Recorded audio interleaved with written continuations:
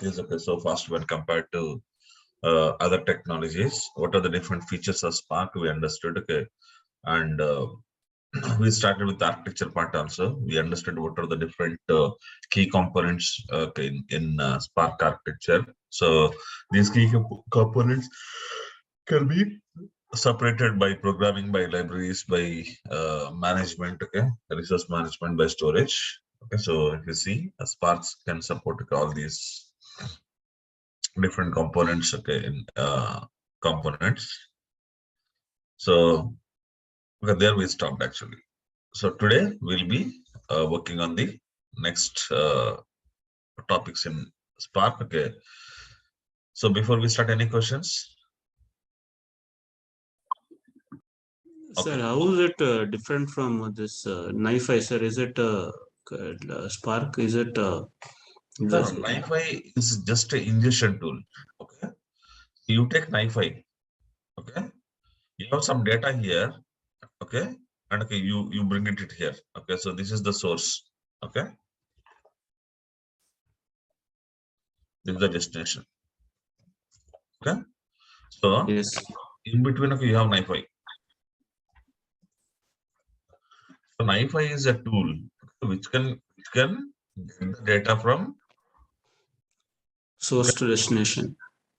Source to destination. That's it. Okay. It is not doing any processing. It is just ingesting the data from one source to one destination. Okay. Understood. Yeah. Okay. Okay. It is not doing any data validation. Is it doing data validation? So it's doing a data copy. Okay. In some time, okay, so I will explain, okay, what is data processing clearly. Data, what is data transformation? Everything I'll explain clearly. Okay.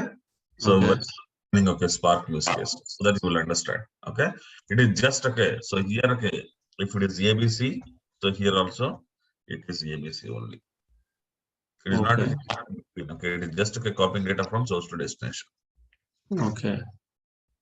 My point. Okay. Okay. So, but the Spark is not like that.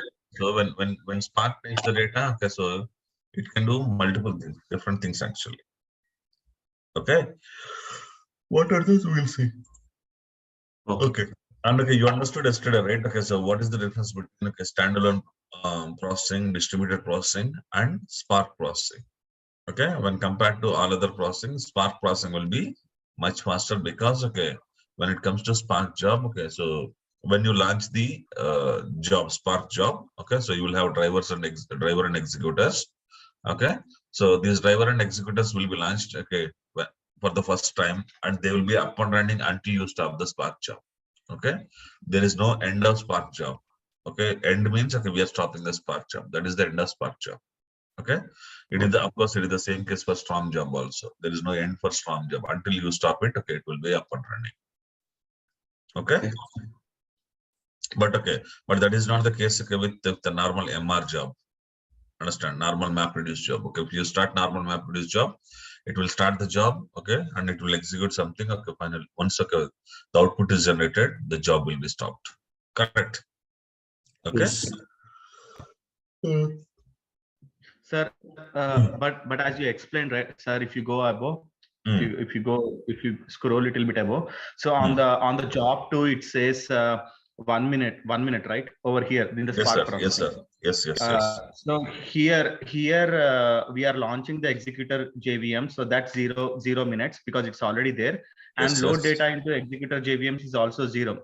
But here, if it is, that is only possible for the same type of job or the same type of data, right? But if it's going on the new data, then okay.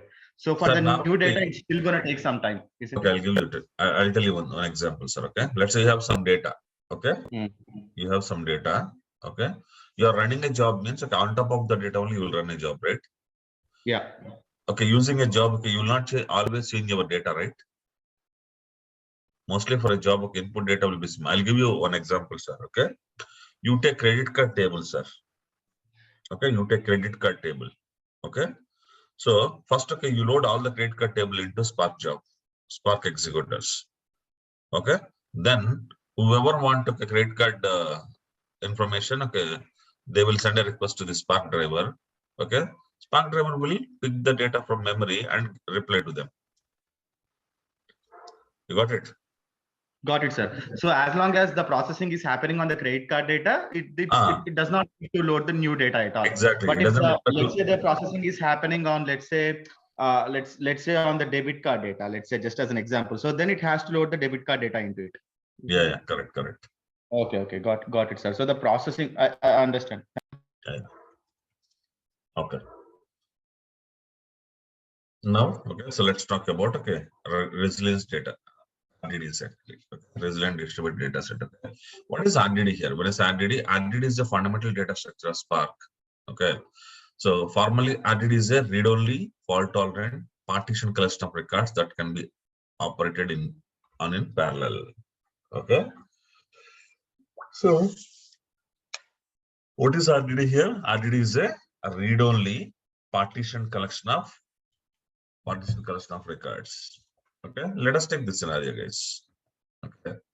Let's say this is my Hadoop cluster. Okay, it is already there.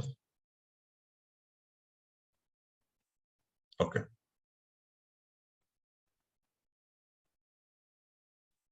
Okay. I'm just giving the existing example. Okay, so this is the example. So now this is the MapReduce programming. Okay, so this is the resource manager. Okay, and these are the data nodes. Okay, data nodes are node managers. Okay, now you started mapper one here. This is the mapper one. Okay, so think that mapper one on block one. Okay, mapper one on block one and mapper two on block two.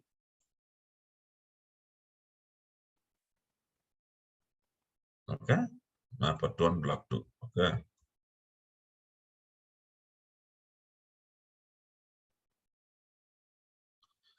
Okay. Now, so what mapper one will do? Mapper one will generate one output. Okay, output to local file system. Okay, and mapper two will generate one output to local file system. Okay, and these two outputs are the input for reducer. Okay, and reducer will generate one output to reducer output will be stored into HDFS. Okay, so this is the application master.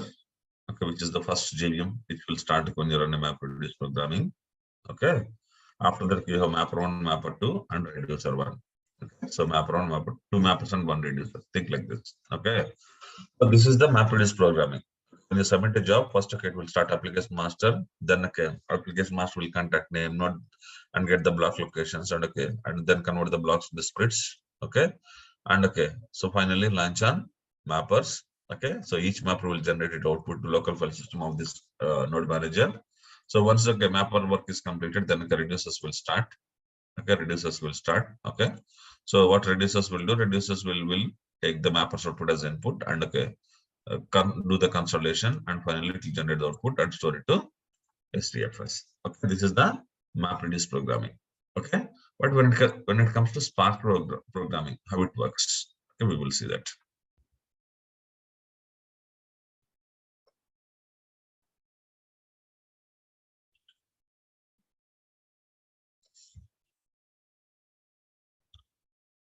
Okay, you say this, sir.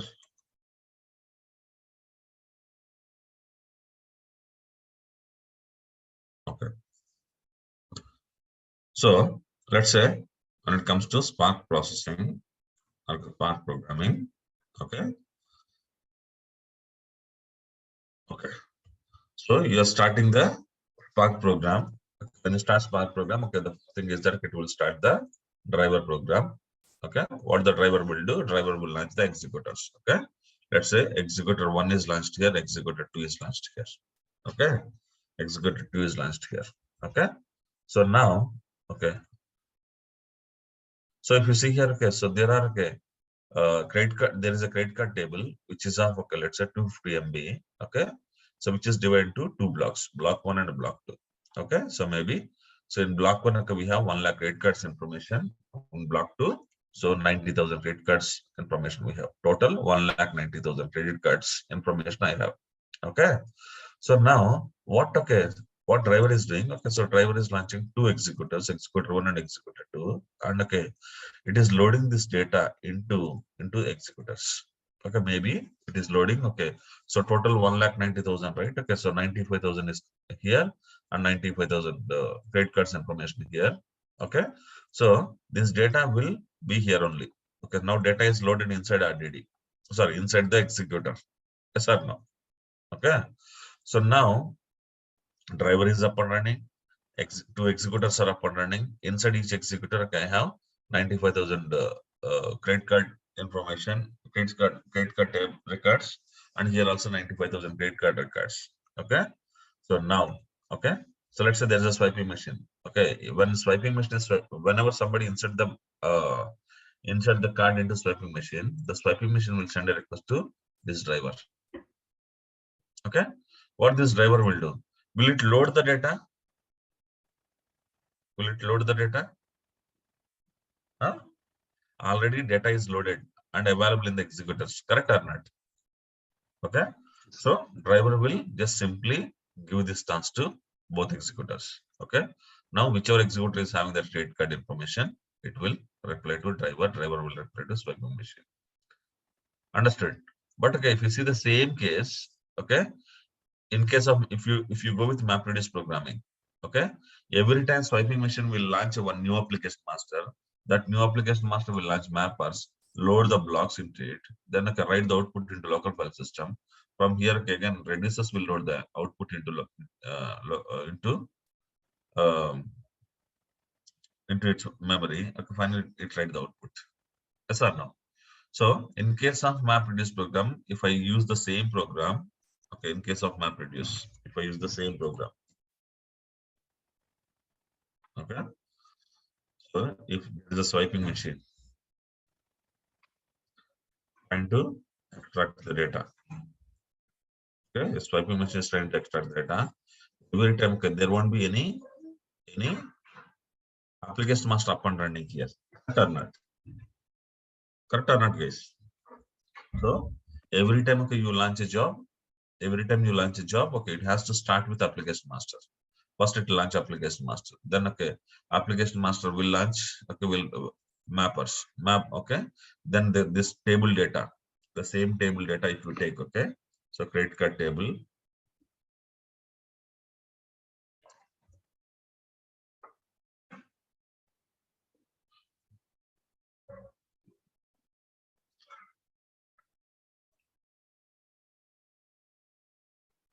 okay, if you take the same table, okay, so this is the block 1 and block 2. So the difference is, okay, every time, okay, you need to launch application master will launch mappers will load these 2 blocks data into the one storage, then okay, generate the output, okay, so that will give to reducer, finally you will get the output. Okay, so this is how it works. Understand? Maybe okay, reducer may give it back to swiping machine. Okay, so this is how it works. This is the MapReduce programming, okay, which will take a lot of time every time to launch application masters, launch mappers, launch reducers, and okay, load the data into mappers. Okay, for all these things it will take a lot of time. But okay, here when it comes to Spark programming, okay, so here what is happening,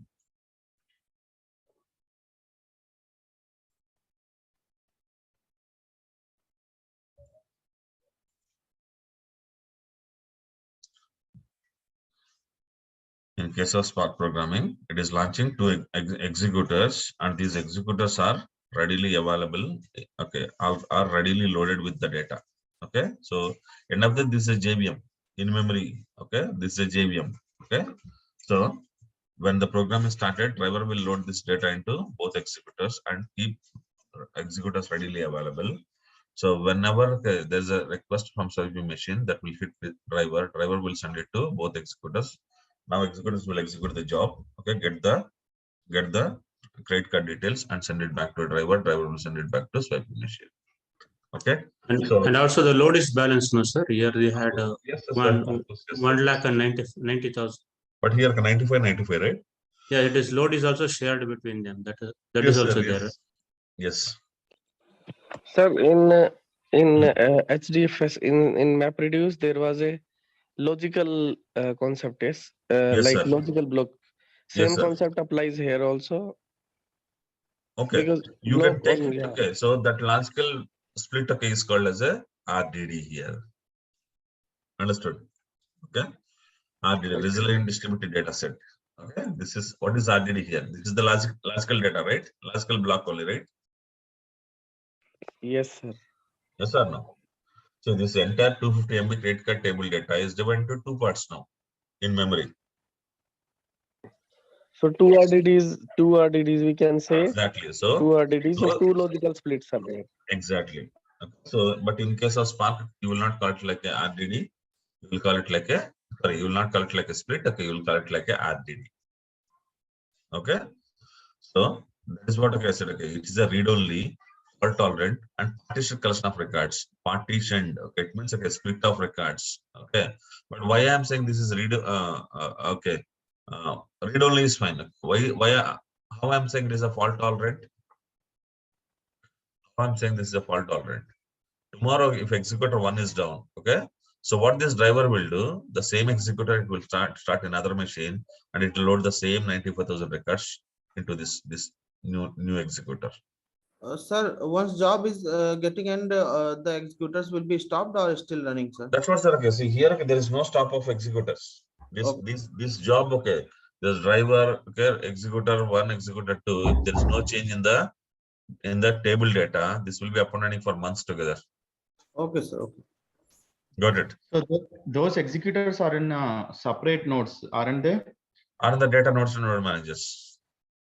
Oh, so this is YARN method of Spark that you explained Exactly. this morning? Yes. Okay. Got it. So now tell me, with the help of Spark, okay, so is our processing becoming simple or not? But only thing is that, okay, so here, since okay, the executors will be up and running, okay, continuously, okay, your resources will not be released. So it means, okay, when you start a Spark job, okay, that memory, those, okay, so let's say if executor, okay, I'm saying that, okay, 2 GB plus 1 core. I'm just giving an example. Okay, let's say I have executor size is 5 GB plus 1 core. Okay, this 5 GB plus 1 is dedicated to this job, okay, which will not be released anymore until you stop it. Understand? So here, okay, so let's say, okay, so here, okay, 5 cores or 5 GB plus 1 core. I'm just giving an example. Okay. Okay. So this 5 GB plus 1 plus 2 GB 1 and all, okay, will be released, okay, at the end of the job. Correct or not? It means, okay, these resources, okay, 2 GB, 5 GB, 5 GB, 2 GB, all these resources will be released at the end of the MapReduce job.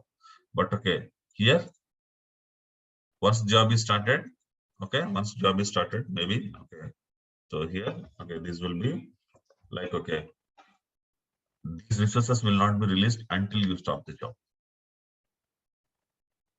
Okay, that is the reason, okay, if you are going with the Spark processing and all, okay, you need more and more RAM.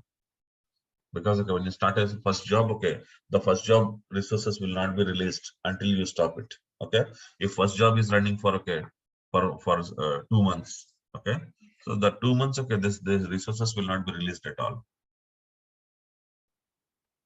Got it? Okay, now, okay, you understood what is RDD. RDD means, okay, so a piece of But data. if some job is updating that credit card table itself, Yes, then sir. in that case, how this is acting, like how this will work? What?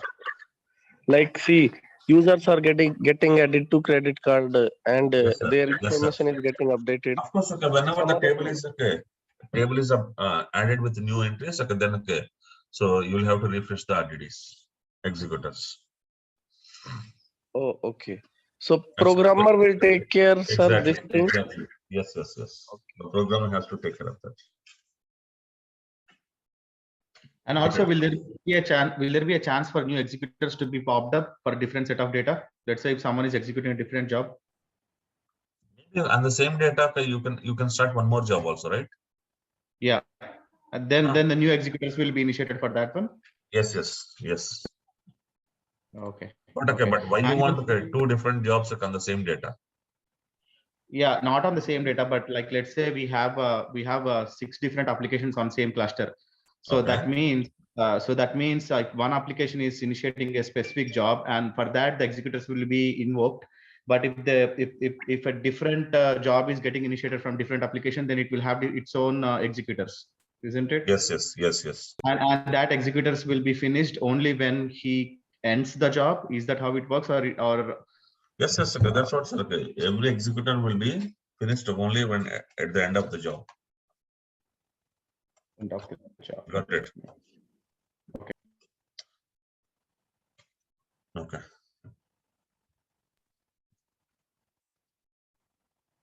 So this is usually integrated in HDFS in the organizations, or it is running Yes, as sir. a Yes, sir. separate? Yes, okay. It is with SDFS. Okay. Okay. So now, okay, so what are the different ways to create a RDD? We will see, sir. Okay. So these RDDs can be created in different ways. So these RDDs can be created in different ways. Okay. But what are the different ways? Okay, we will see now. Okay. So before we start it, okay, so let's check whether we installed Spark or not. I guess we installed Spark already. Okay. Oh, I should have started this one. But when you install Spark, okay, only one service will be started, which is Spark ST server. Okay. And there is something called, okay, Libby. Okay. Something called Libby. Okay. What is this Libby? Spark ST server means, okay, you can see the jobs, okay, the completed jobs in the Spark ST server. Spark completed or running jobs in the Spark ST server. Okay.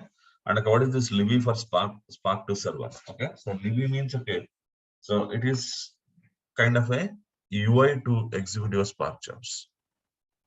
Understand? Okay. From UI, you want to execute some jobs. Okay. So you can use Libby. Okay. And Spark thrift server. You know what is thrift server? Wherever you see thrift server, it is like, okay, external clients can submit their jobs to thrift server. Got it? Okay. See, you are swiping, okay, your Spark cluster is in Mumbai, okay, and you are swiping your credit card in Bangalore, okay, from Bangalore to Mumbai, this driver, okay. So do you think this driver, okay, the swiping machine will directly able to read the connect to the driver? So here, okay, you will have a Spark thrift server running, okay. So your request will come to Spark thrift server will forward it to the respective job. Understood? Okay. So this is for external connections actually. Okay. So just started the cluster. Let's see, where are we? Not in node.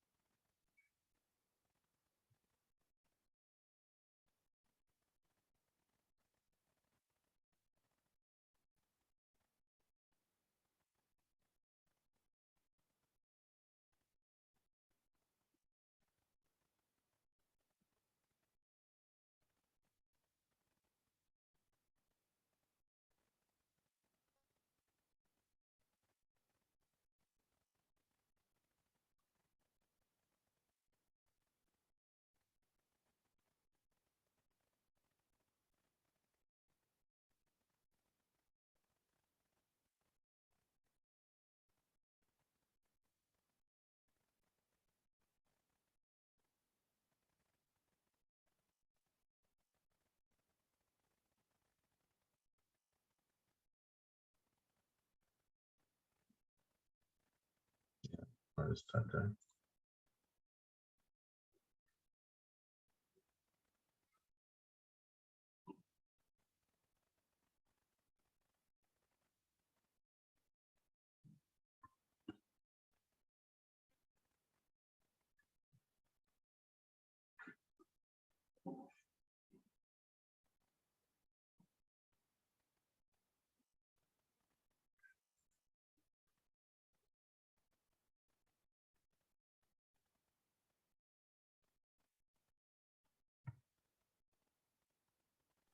Sir, for all the services which we discussed, basically operations need to be performed by developer only. Of course, yes, We okay. we need to just make sure that daemons are running fine. Yes, sir. Yes, sir. Okay. Our work is to make sure the daemons are running, the services are up and running Okay. without any issues.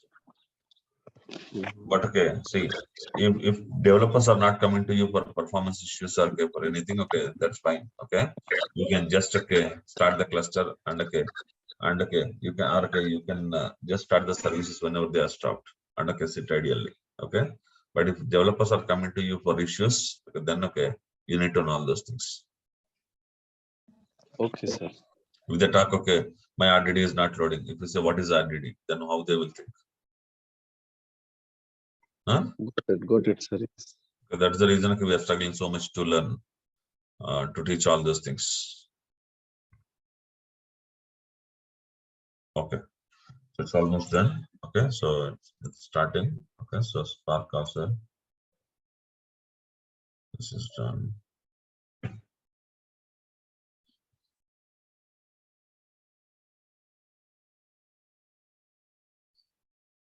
Started. Okay, fine. Now what I will do, I'll go for the Spark practice document.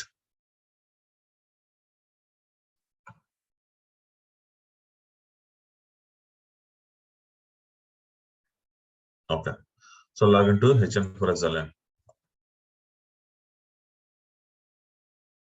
Okay, so prerequisites. Okay, so let us create some sample1, sample2.txt. Okay, I'm creating two files here, sample1.txt, sample2.txt. These are the two files which okay, I just created. Okay, and I'm creating a directory and I'm pushing these files to so project RF data Spark. Okay, and if the files are already available, I'm deleting them. If not, okay, so I'm pushing them to okay. So there are two files, sample1.txt and sample2.txt. These are the two files where what we have. Okay, if you're using Spark version 2, okay, just okay for this one. Okay, so now start the Spark shell. Okay, so how to start the Spark shell? This is the command to start the Spark shell.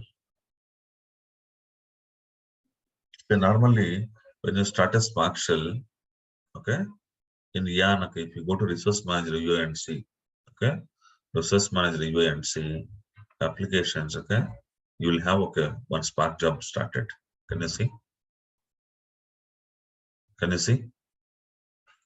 Guys, okay, you can see here okay, the application ID here itself. Okay, but the application ID started. Huh? This is the application ID. Okay, it means okay, you are starting a Spark shell means okay, you are starting a Spark program. Okay, that Spark program will have okay a driver which is already created. Okay, so what is the driver URL? This is the driver. Okay, so it means okay, if you send any request to this one, it means okay, you are okay. So okay, so now I started this one, right? Okay, this is the UI available. Sir, we can start this Spark shell anywhere in the cluster. Anywhere, okay. So normally you will be starting this Spark shell on edge nodes. Okay. Okay, sir. Got it. Yeah. Okay. So this is the web UI. Okay. So 4040. Okay. Anything you can take. Okay. 4040. And okay. So what is the master here? What is the master? Master equal to yarn. What does it mean? So it means okay, Spark is running on yarn here. Understood? Okay. And you have something called application ID. When it is running on application yarn, okay. So for every Spark job, okay, yarn will give the application ID. Okay. So now tell me, okay, you started a Spark shell, you started a Spark job. Okay. So now, okay, refresh. Okay, it is in running state. When this will be stopped? When this will be stopped? Okay. So now, when I stop this program, this program will be stopped. If I keep this program up and running for 2 hours, the 2 hours that will be up and running. The job will be up and running. Understood? Okay. So now, okay, you can open this UI and see what is happening in this job.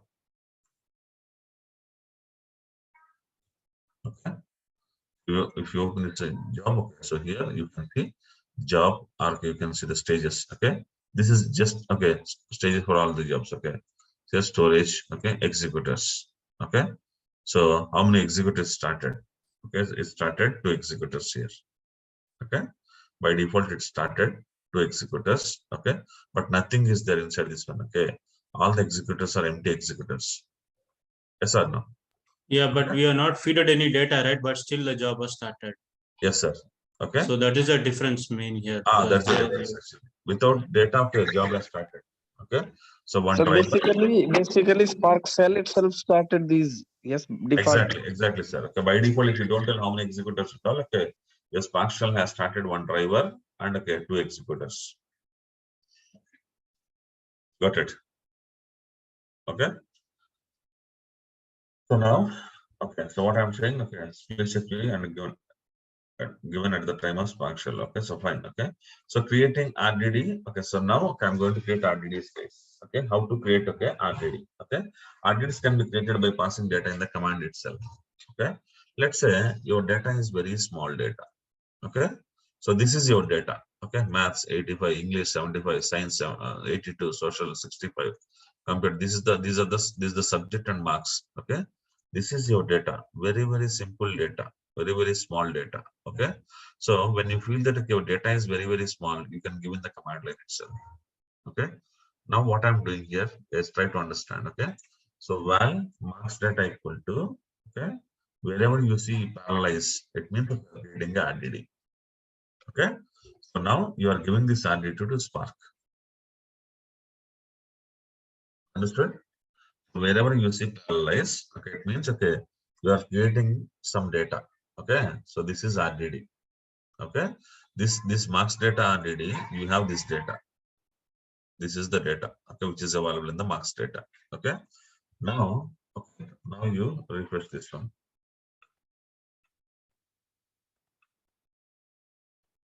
What is the data it is showing? How much data loaded and all? Okay. No. Okay. Now let us see this one. Okay, value equal to. Now I created RDD. Now I'm creating one more RDD. This is marks data, sorted marks. Okay. Now, so this is the second RDD what I'm creating. So in this second RDD, whatever data, okay, it is sorting the marks data. So if I sort the marks data, okay, that is the value of sorted marks.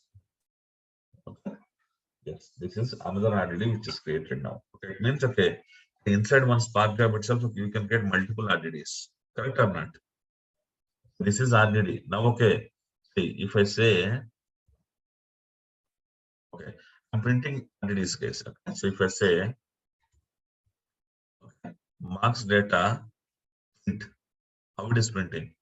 It is printing the data. Okay, but if I say, okay, sorted marks, okay, see the difference between okay, first one and second one. What is the data we have in first RDD and what is the data we have in second RDD? Huh? Tell me guys. Sir. Sorted based on Sorted, the unsorted, sir. Okay, so marks data is containing okay direct marks data, but okay, sorted marks, okay, sorted marks, okay, data has been created on top of okay or by using okay marks data. So this is a sorted data. Okay, now okay, until this job is running, okay, you print this sorted marks. Okay, will it read from any disk or it kept this data in memory? This data is in memory now. Got it? Come from memories. Okay, so whenever okay, you run this command 100 times, okay, it will come there. It will print the data from memory only. You got my point?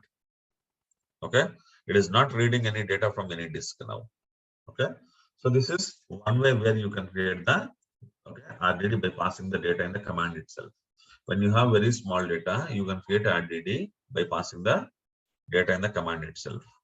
Okay, okay. So suppose okay, let's say okay, you have some data in a file.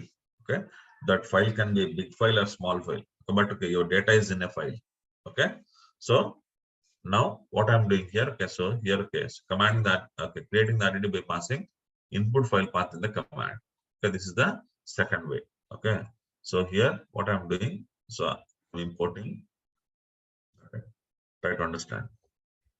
Okay, so I'm creating a file system variables here. So now see here, where file RDD. Okay, so what is this file RDD? Equal to sample.txt. So you remember, okay, we kept one file in this location, sample1.txt. Okay, now I'm referencing that. Okay, so now when I say file RDD, from where it is taking the data? Huh? From disk, I think. Now it is taken from SDFS.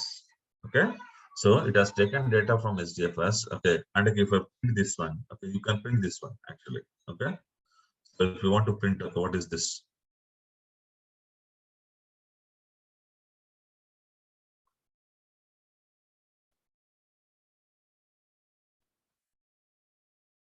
What it is printing? Tell me, guys.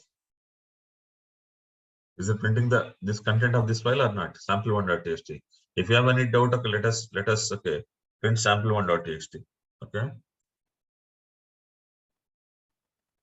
STFS hyphen cat. Is it the same? Huh? Programming model.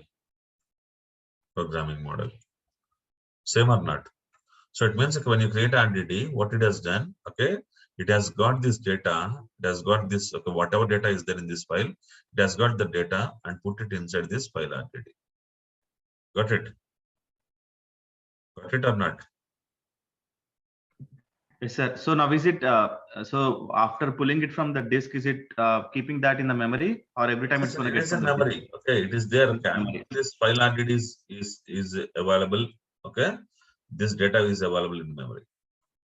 Okay. Okay. Got it? Okay. So now, okay, what I'm doing, okay, I'm creating one more RDD on top of this file RDD, guys. Okay, this is the input data. Okay, and okay, using this input data, I'm creating words RDD. Okay, how I'm creating words RDD? So by giving the split actually. Okay, when I do this one, okay, now okay, you print okay, words RDD dot collect dot println. What you will see here? Each word. Okay, so it means okay. See here what okay words RDD has done. Okay, so words RDD equal to split the file RDD. Okay, with space. Understand? With space. Okay, so that is the reason. Okay, you got okay words RDD. Okay, each word. Clear? Are any questions? Okay, so now you printed the words RDD. Okay, now what I'm doing, I'm creating another RDD, guys. So okay, try to understand first. Okay, I created, what is the RDD I created?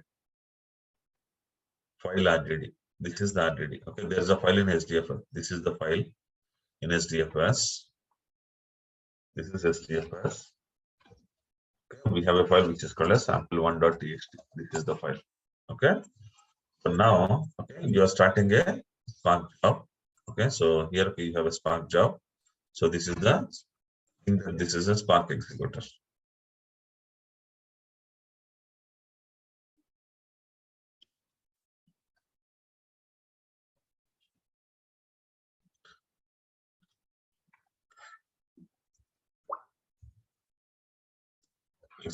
Okay, so it's equal to sample1.txt.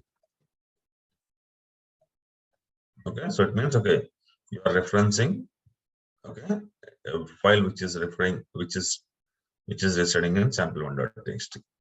Okay, clear? Are any questions?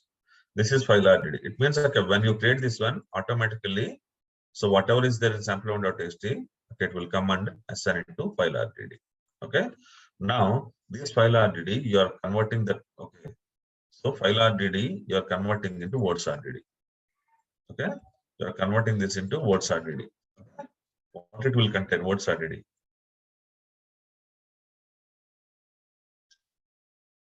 What words RDD will contain? Split of file Okay. RDD. So yeah, split of the words from file RDD. Understood? Okay. You are getting words RDD from this. So now the words RDD is also stored in the memory. Yes, of course. Okay, file RDD is in memory. Words RDD also in memory. Okay. From words RDD, what are you doing? Okay. From words RDD, you are creating. Okay, one more. Okay. So words key value RDD. Words key value RDD. This is what you are in now. Okay. Now if you print a words key, okay, words KB RDD. If you print this one, what you can see here? You can see okay, each word, comma, count. Okay. So you created words KB RDD. Okay. This is okay. Can you see? This is kind of a mapper output base. So this one. So what is this one? The value of each word.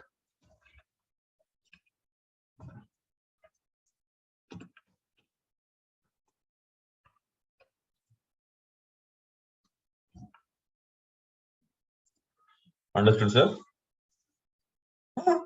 Okay. So now from here, you are doing the word.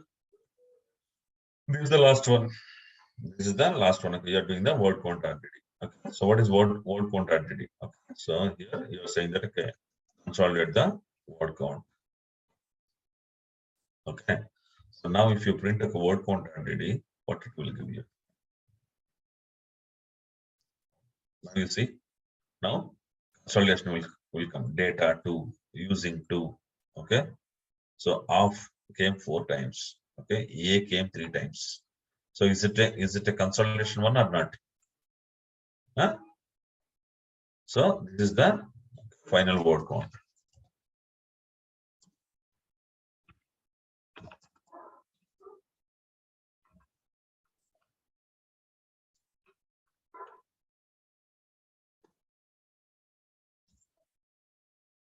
Ready. Okay. Final word count. Okay.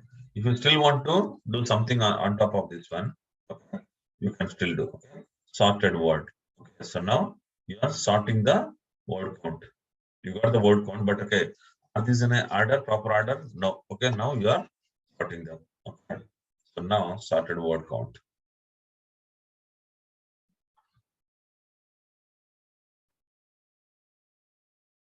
This is the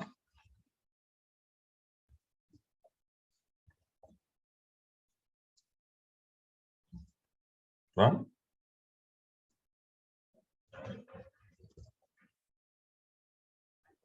okay. Now if you print okay this one, okay, sorted word count. You know, okay, is it in a sorted way or not? First all capital letters, then all small letters. A, B, C, D. Yes or no? Huh? Yes, sir. Okay. So now this sorted word, okay, this information is available in memory. If anybody want this output, okay, instead of okay, they're doing all these things, they can directly use this one. Yes or no? So I'm preparing one data and keeping it readily available in Spark. Anybody want, they can use this data now. Correct or not? So is it available for the people outside this session as well? Of course, yes, Not yes. Okay. Okay. If anybody want to access this data, so here okay, they have the URL, right? They'll send a request to this one. This is the driver URL. Understand? Okay. If they send the request to this one, this will give you okay through this URL. Okay, they can access any of these RDDs. Okay, once this RDD is completed, generated, these RDDs are of no use. Correct or not? This is the final RDD which we want. Yeah. Tells me. So for the small range to mid range data, it's okay. But if it is a larger data set and if you are keep on doing this Okay, so transformation, okay, sir. Okay, now memory. that okay, this is a sample one.txt, which is of okay, let's say 100 MB. Okay. Now the execute we have taken as 1 GB plus 1 core. Okay. But what in case we have a file HDFS? You have a file with okay You will have multiple executors. Executor 1 with a portion of data. Executor 2. Okay. Executor 3, executor 4. Okay.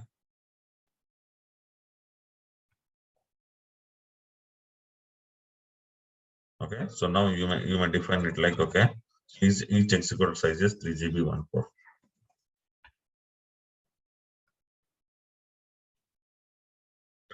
Now tell me how your input data will be spreaded now. You got the point now. Yes. If you load into Spark, okay, is it loaded? Okay, is the entire data loaded into one executor? No, multiple executors.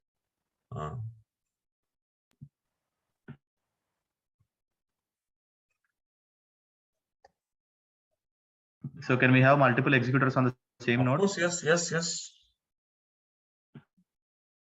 So, okay, it means, okay, one RDD, okay, can be stored, okay, across. Okay, one file can be divided into different RDDs and stored across different executors. So that numbers 3 GB plus 1 core is been allocated by driver itself. It will make those assumptions. No. Okay, we need to tell in the program while setting up this one. Okay. Depends on the file size. Okay. Exactly. So here, okay, 10 GB and 5 executors means each executor will take 2 GB data minimum, correct? But we need something for processing all those things. So that is the reason I have given 3 GB 1 core. Each executor. Got it?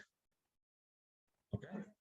So now if you see RDDs, okay, RDDs can be created, okay, by passing data in the command line, or okay, by passing a file reference in the command line, or okay, a new RDD from existing RDD. Okay. So this is okay. So for example, okay, I've shown you like, okay. So this is the Spark executor. 1 for 1 GB. So here, okay, so here what I've done, marks data. Okay, so marks data I've given. Okay, marks data I have not referenced anything. Okay, so this is the marks data I've given.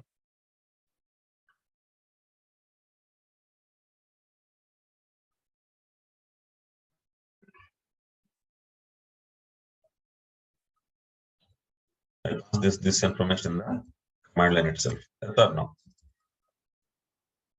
Okay, the first way is that so I pass the information in the command line itself.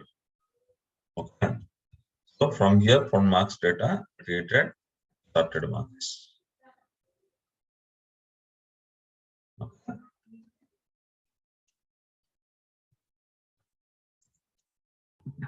So now with the same data on the right hand side, the sample.txt we have like 10 GB, right?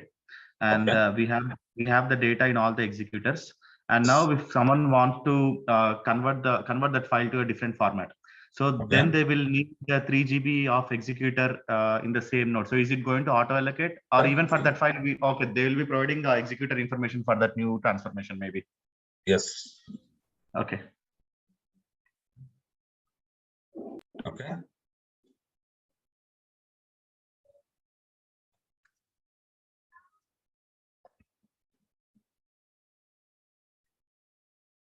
Okay.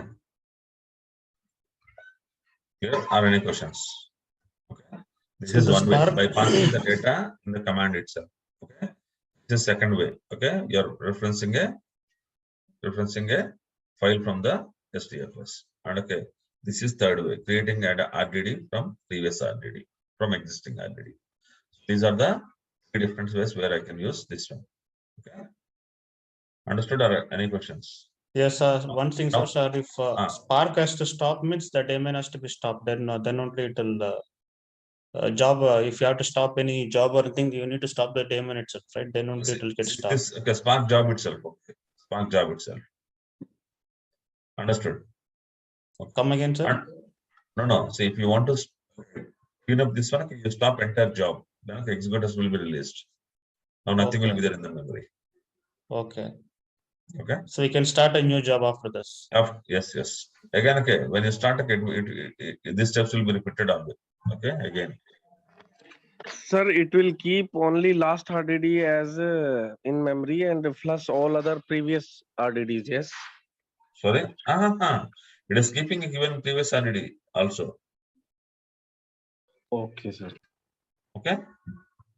So it will be very hard, yes, like kind of keeping all the RDDs in memory. Of course, yes, but okay, so every time, okay, see, every time you want, okay, so, okay, but if you want to delete, okay, so I never saw cleaning up these old RDDs. Maybe, okay, there may be an option, okay, to clean up this old RDDs, guys. Then, but okay, I never saw, okay, clean up that RDD cleanup actually. Okay, sir, got it. Okay. So, and okay, if you want to store the output, okay, if you of any of the RDD, you can store. Okay. So here, okay, you can say sorted words RDD. Okay. Save as text file. You can save it actually. Okay. You can save it in the project data Spark and word count directory. Okay. So if you do this one, so what it will do? So now you go and check in this location. Check the path, this location. Okay. Project RF. This is the location, right? We used. Okay, so SDFS, DFS, LS. Okay, take this part. Do you have the data or not? Okay. So we have two RDDs. Okay, so both one created, one file. Okay. So now SDFS, DFS hyphen at is the first one. Okay, and this is second one. So the output can also be stored in this tab. Yes. Got it. Your start a Spark, it will by default it will be up and running with what do you say with like application master node by default it will be up and running. Yes, so sir. Yes. Once you stop, nothing will work. The Spark won't work at all, right? Once you stop the job, okay, you cannot access any of these things.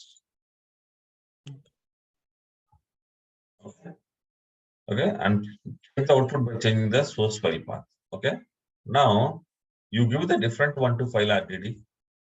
Let's try to understand. Okay, so now I'm passing sample2.txt for file RDD. I change the file.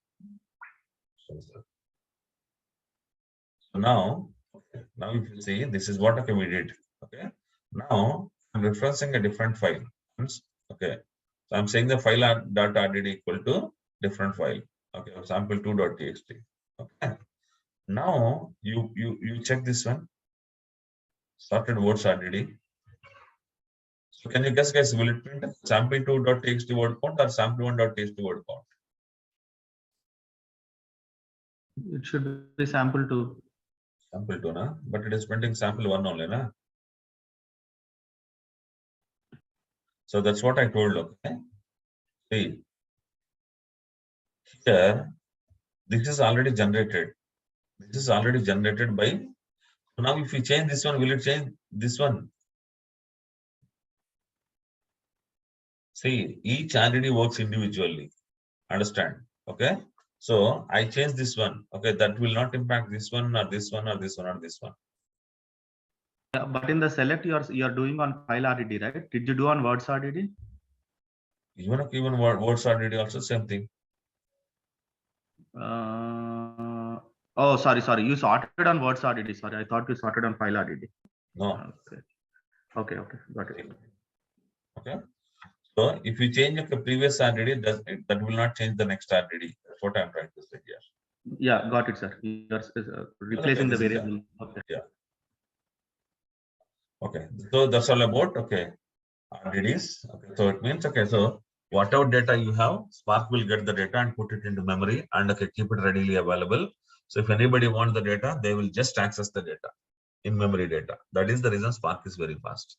You got an idea now? Yes, sir. This looks like a totally different language. We as an admins, is there any impact? Sir, okay, for Spark, you will not have, as admin, you will not have any scope. Okay. Because if Spark job is stopped, they will restart it. Okay, developers only will restart their jobs. Okay.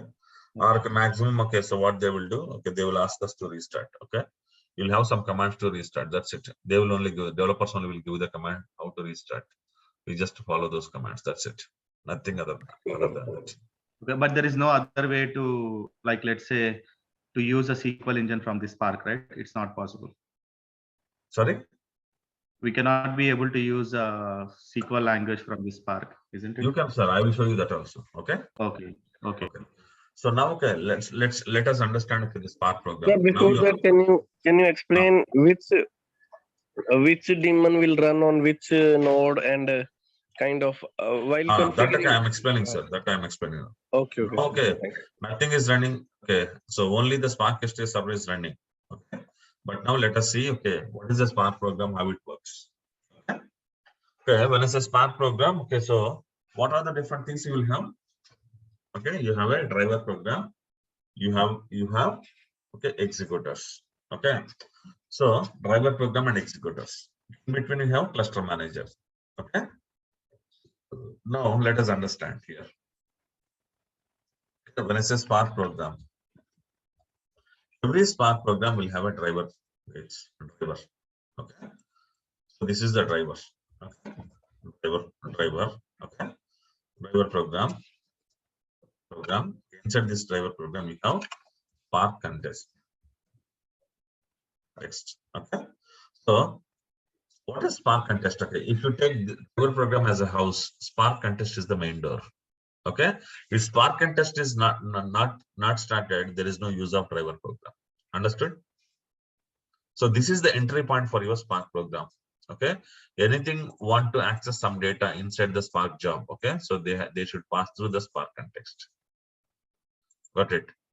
So when you will say that the Spark context is started, okay, if you get the URL like this, okay, here, okay, so if the Spark context is started, okay, so Spark contest is started means it will give you a URL like this actually, okay, and okay, for each Spark contest, okay, you can set up your own URL also, okay.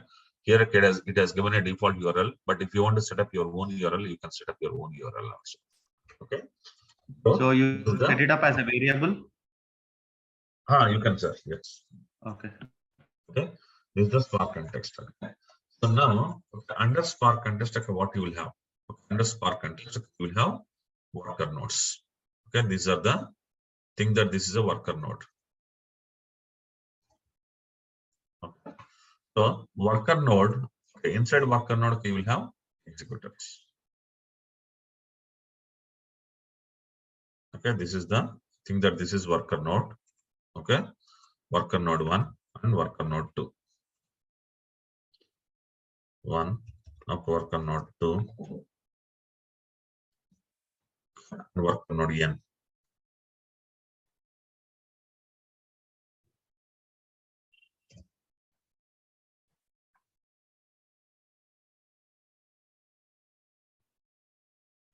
Like data nodes, right? Wherever Spark is. I'll tell you, sir. I'll tell you what are these nodes. Okay. Okay. So now, okay.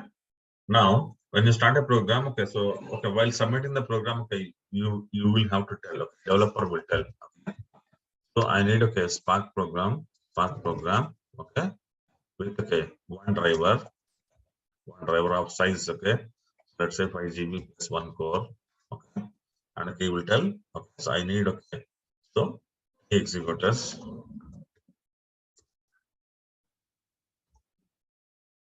Okay, 3 GB plus okay, 1 core. Okay. So now, okay. So where this driver program is launching, okay, is a different scenario. Okay, I will talk about this one. Okay. So now here okay, we are saying that okay, 3 executors. Yes or no? Huh? 3 executors. Okay. So normally executors will be started on worker nodes. Okay. So here, okay. So maybe this is executor 1.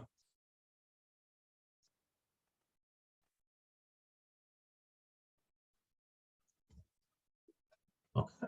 Executor 1. Okay. Maybe here okay, you have executor 2. You have executor 3.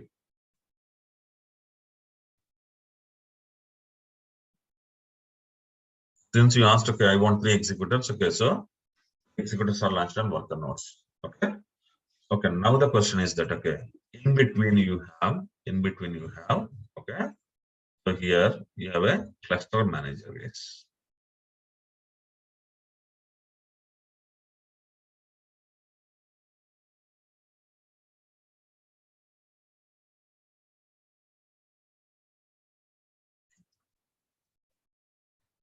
Okay. So if you are using cluster manager as yarn, okay. So if the cluster manager is yarn,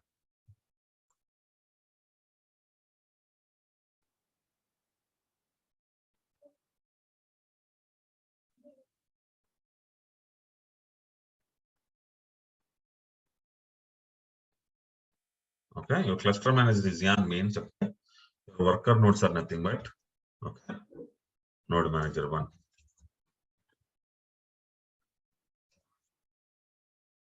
Understood, sir? Yes, sir. Huh? If your cluster manager is yarn, okay, it means if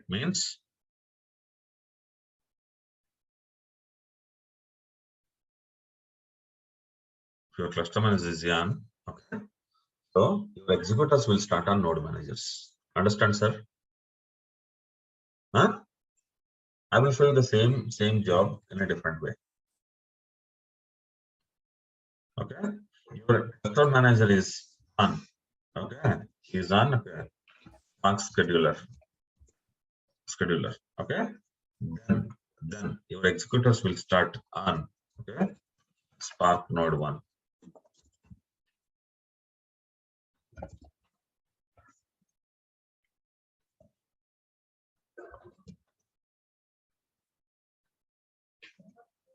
Okay, so okay, if you see the real-time cluster here, okay, suppose okay, if you are using okay, if you are in Spark, okay, if you use the cluster manager as yarn, okay, cluster manager as yarn, okay, your Spark job executors will start on these nodes, okay, on these nodes. That is the reason I say if it is yarn, okay, your executors will start on node managers, okay.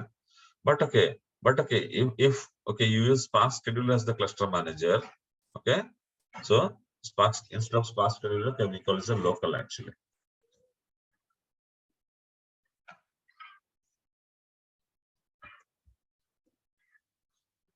Okay, so in this scenario, okay, your worker nodes will be so your executors will start on these nodes. Understood? Okay, your cluster manager is the one who will decide. Okay, who will decide? Okay, where the executors to be launched. Okay, whether you want to launch executors here, whether you want to launch executors here, that will be purely decided by your cluster manager. Okay, so when people will use yarn, tell me. When they integrate your Spark with yarn, okay, so when they are reading the data from Hadoop, when you are using Spark with Hadoop, okay, then they use yarn, so that okay, all the executors will start here, okay. But okay, so there are people who are using Spark without Hadoop, then they will use this one. They will use cluster manager as local. Understand? Okay, but which one is better? So here, okay, let's say you have 10 Spark workers, but okay, here you have 100 node managers. Which one is better? Which one will have more resources? Hadoop, HDFS. Of course, yes, okay, Hadoop, okay, yarn will have more resources. Understand? Hadoop yarn will have more resources than, okay, individual Spark cluster. Okay. So, and one more thing, okay, what is the advantage, okay, if you run on yarn, okay? In yarn, okay, we have a concept. If any container, okay, every container will have maximum 4 attempts. Yes or no? Yes or no, guys? So, Yes. if mapper is down, okay, it will be retried, relaunched automatically. Okay, reduce is down, relaunched automatically. In the same way, so if executor is down, okay, it will be relaunched automatically. Okay, but those relaunching of workers, okay, the executors, okay, in case of any failure may not be available here. But here, because of the yarn, see here, okay, relaunching of executor is happening because of yarn, not because of Spark. Understood? Okay.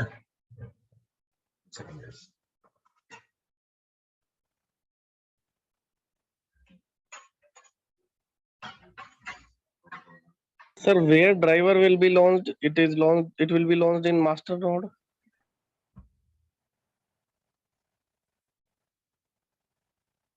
Okay, so that's the next question. Okay, so where the driver will be launched, okay, that I will explain now. Okay, but okay. First, okay, I'm talking about the executors. Where executors will launch, I'm talking. So basically, sir, paralleling will be better in yarn. Like parallel. Like if we want to achieve more performance, better Yes, it better to will go with launch yarn. That's what yarn. okay. Spark on yarn will give you okay super duper performance than this one. Than this one. Okay, Got it. then Spark alone, okay, Spark on yarn will give you more performance. Okay. So now you understood, okay, so you have a driver program. Okay, so based on the cluster manager, the executors will start. Okay. What is executor here? In each executor will have okay cache. Okay. So this cache is used to store the data. Okay. So here okay, we understood that okay, inside the executor, okay, the data is being stored. Okay, where the data will stored inside the cache. Okay. And executor will execute the task. Okay. So whenever okay, you ask, okay, so I want to print sorted word.dd. Okay, is it printing or not? Okay. So like this, okay, you can print okay, any number of tasks. Okay, you can give any number of tasks to the executor. Executor will execute this task on this cache data and give you the result back to Spark context. Understood? Okay, understanding Spark program is very simple, guys. Okay, so here we have a Spark driver. So driver is a Java process. This is the process where the main method of Scala, Java, Python programmers to execute the user code and create the Spark session. Okay, or Spark context, and the Spark session is responsible to create the data frame, data set, RDD, execute SQL, perform transformations, actions. Okay, everything. Okay, Spark driver is the entry point for your okay. Spark driver is the main method. Okay, so this is the place where the main method will start. Okay, so this is the one. Okay, so if you start the Spark driver, okay, it will start the Spark contest or Spark session. So which will help you to create the data frames, RDDs, okay, and execute some SQL queries or perform any transformations, all these things. Okay, so this is the Spark driver. Okay, now what is Spark contest? Spark contest is the entry point of the Spark functionality. Okay, the most important step of any Spark driver application is to generate the Spark context. Okay, so your application will be up and running until Spark contest is stopped. Okay, so here, okay, driver program is kind of application master, but for that application master, the entry point is Spark context. If the Spark context is not open, okay, not started, even driver program is started also, there is no use. Understand? Okay, so Spark contest is important. Okay, until the Spark contest is up and running, your Spark job will be up and running. Okay, and Spark cluster manager. Okay, Spark supports multiple cluster managers like standalone. Okay, or over yarn mesos. Okay, so this is okay. So here, okay, you can say standalone. Okay, Spark scheduler. Okay, so it is a standalone. Okay, they call it a standalone cluster manager. Okay, so which will help to control the resource allocation to multiple Spark applications. Okay, so here, okay, this cluster manager is the one who will help, okay, where to launch the executors. Okay, if you are using standalone Spark, okay, then okay, the executors will be launched on Spark worker nodes, and if you are using over yarn, okay, executors will be launched on node managers. Okay, and what is executor? Executor is okay, is the worker node process in charge of running individual tasks. Okay, so for a given Spark job. Okay, so executors are worker node process which are responsible to store the RDD's data and to execute the task based on the requirement. Okay, so they are launched at the beginning of the Spark application. Okay, so here these executors will launch at the start of the job, and they typically run till entire lifetime of an application. Till end of the job, executors will be up and running. Okay, so once they have run the task, they send the result to the Spark driver. Okay, so what they do?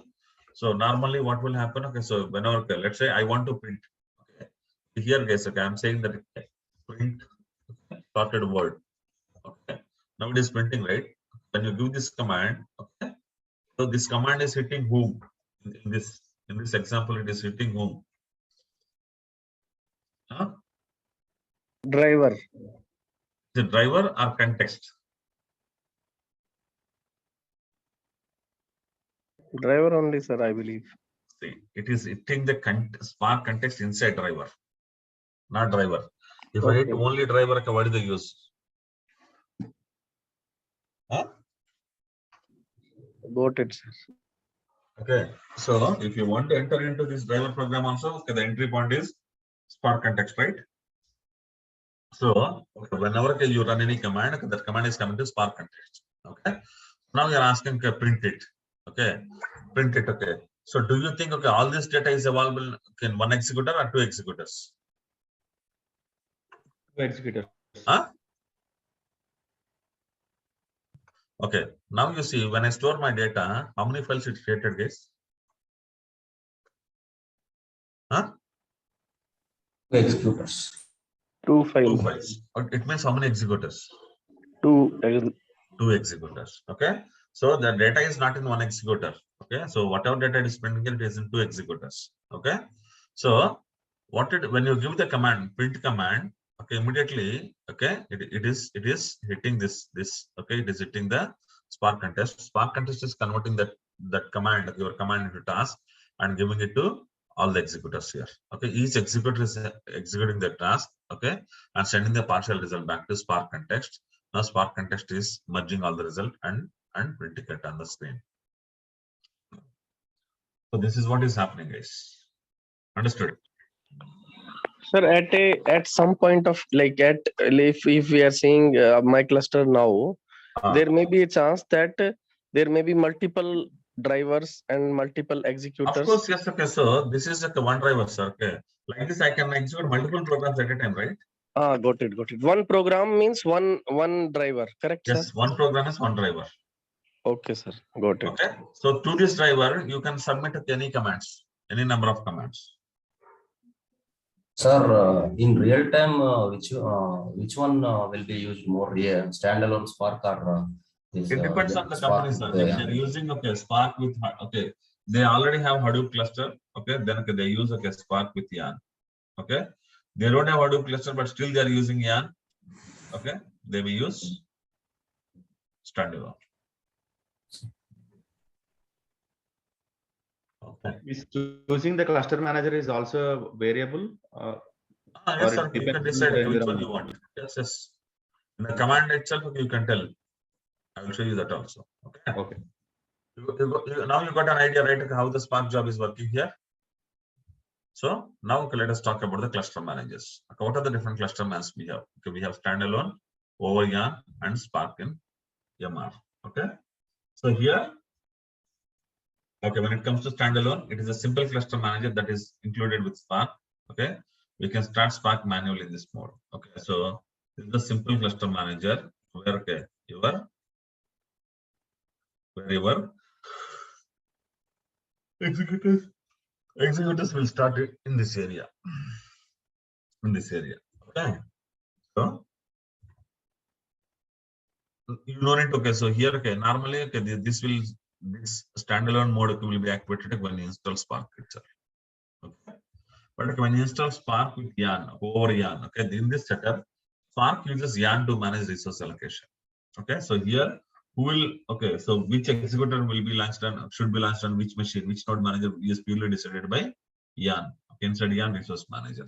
Okay, so there are two modes in this setup. Okay, in this cluster mode. Okay, so all these days, I was talking about, I mean, all this time, I was talking about, where executors will be launched. Okay, there is a question, which is left out, where driver program will start. Huh? Understand, guys, where driver program will start. Okay, that's important, right? Okay. Yes, sir. Yeah, driver program also. Okay, so let me create. Okay, so here, okay.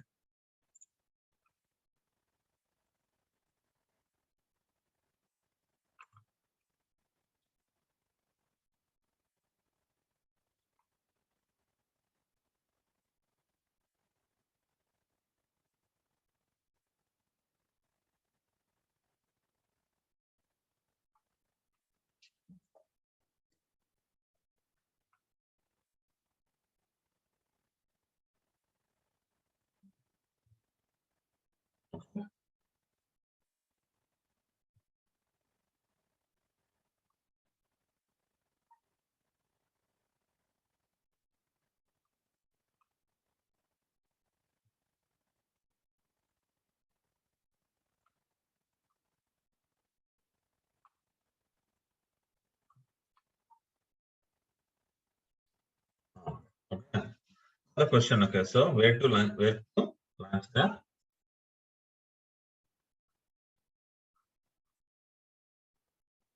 the driver program.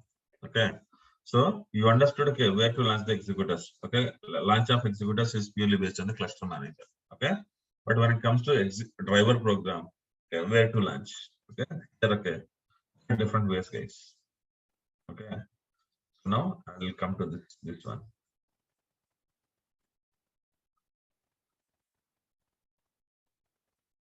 Okay.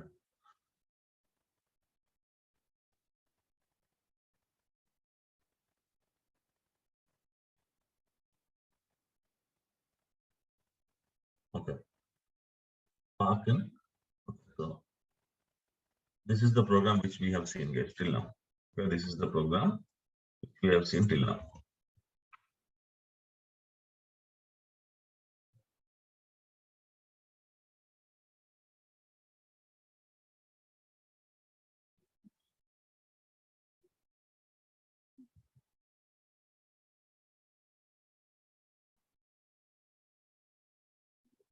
Okay.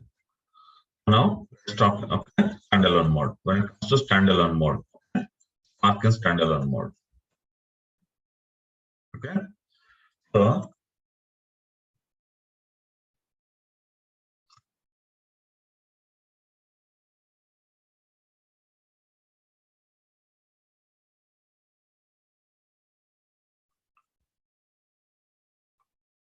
okay. In case of standalone mode,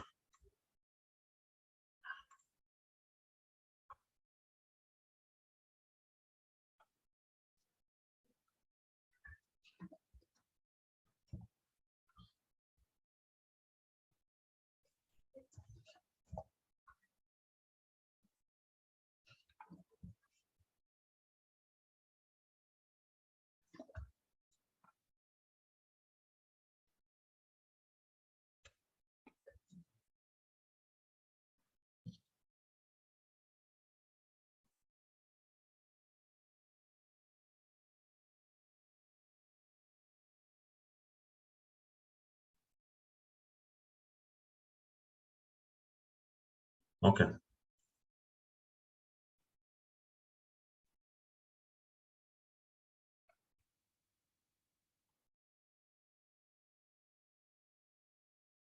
Okay. Okay, you understood what I'm trying to say here. Okay, in case of standalone cluster manager, okay, let's say two users submitted a job. Okay, so user one submitted a Spark job one, user two submitted Spark job two. Okay, so here user one Spark job has one driver and two executors. So the jobs will be submitted where? Here. Okay, on Spark worker one. Huh? As a node, sir, job will be Not submitted. this is the Spark standalone means, okay, so this area. Okay. This area. Okay, so it means the drivers also started here, executors also started in any one node. Okay, so driver is started in this machine. P1 means, okay, RK, so you can say instead of P1, okay, job one, okay, here also job one, here also you have job one. Okay, so here, okay, this is job two, okay, this is job two. Okay, what does it mean? Tell me. What does it mean? Okay, so here, okay, I have Spark job one. User one submitted Spark job one. Okay, first job one, okay, the driver is started here and two executors are started here. Understand? For user two submitted Spark job two, for this Spark job, okay, driver is started here, executor is started here. It means, okay, Spark workers can launch, okay, driver programs or executor programs both. Clear? This is the Spark in standalone mode. Okay, so your drivers and executors, okay, everything will be started in the worker nodes only. Are you clear? Are any questions? And cluster manager decides where to launch the driver. This is the standalone cluster manager will decide, okay, out of these four machines, okay, in which node, okay, driver one should be launched, in which node, okay, job two driver should be launched, in which node job one executor one should be launched, like that. Got it? Does it use any algorithm or it just? Yes, it uses some algorithm, sir. Okay. Okay. So this is about standalone mode. Okay. But when it comes to Spark and Yarn,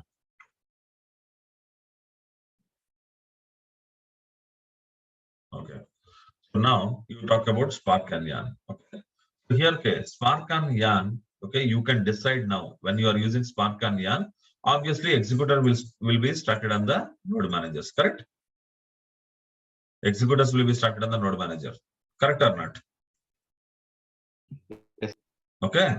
Executors will be started on the node manager, but okay, you have an option to decide. Okay, where to launch the driver. Okay, you can tell. Okay, if you say deploy mode equal to client, your driver will be started on the edge node. Understood? Your driver will be started on the Spark edge node. Okay, and executors will be launched on the node managers. Okay, so that advantages here is that okay, fixed URL is fixed. Okay, so here if edge node is HN4, this is the fixed URL you will have for this one. Okay, so and disadvantage is if edge node is down, okay, your Spark program will be stopped, will be dead. Yes or no? If driver is not there, so there is no use of these executors. Okay, so if the Spark is if edge node is down, the Spark driver will go down. If Spark driver is down, then entire program is down. This is the disadvantage. Okay, so now we have second thing, deploy mode equal to, this is the another deploy mode.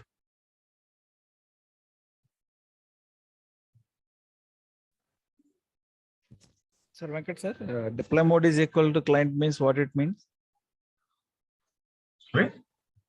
Deploy mode equal to client means what does it mean?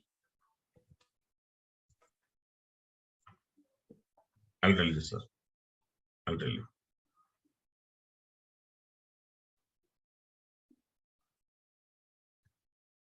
Okay, now you see. Okay. Deploy mode equal to client means, so you are telling that so you launch my driver on edge node and executors on node managers. That's what you are telling.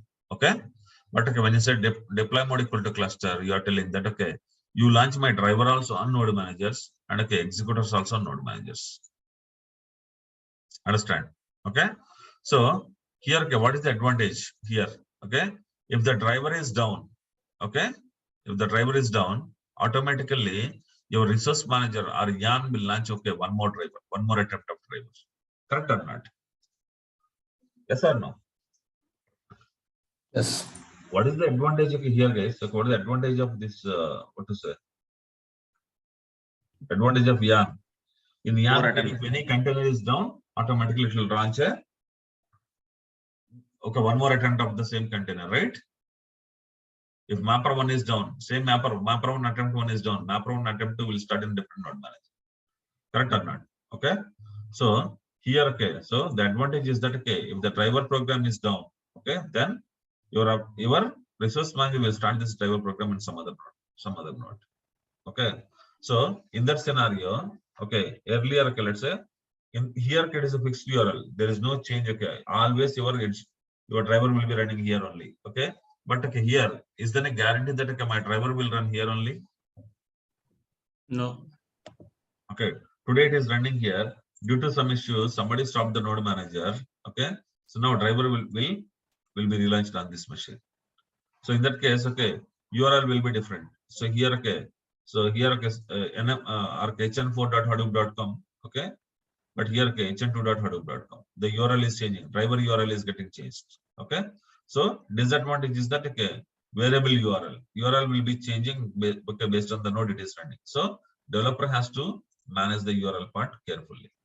He has to give a fixed URL. Let it run here or let it run here. Okay, the URL should be this only. Okay, mysparkjob.hadoop.com instead of nm4 or hn4 or hn2 like that. Understood? Sir, one doubt here. If you say Spark on Yarn, so Spark is installed in Hadoop cluster, or is it installed on outside Hadoop cluster, sir? For Spark on Yarn. Okay, so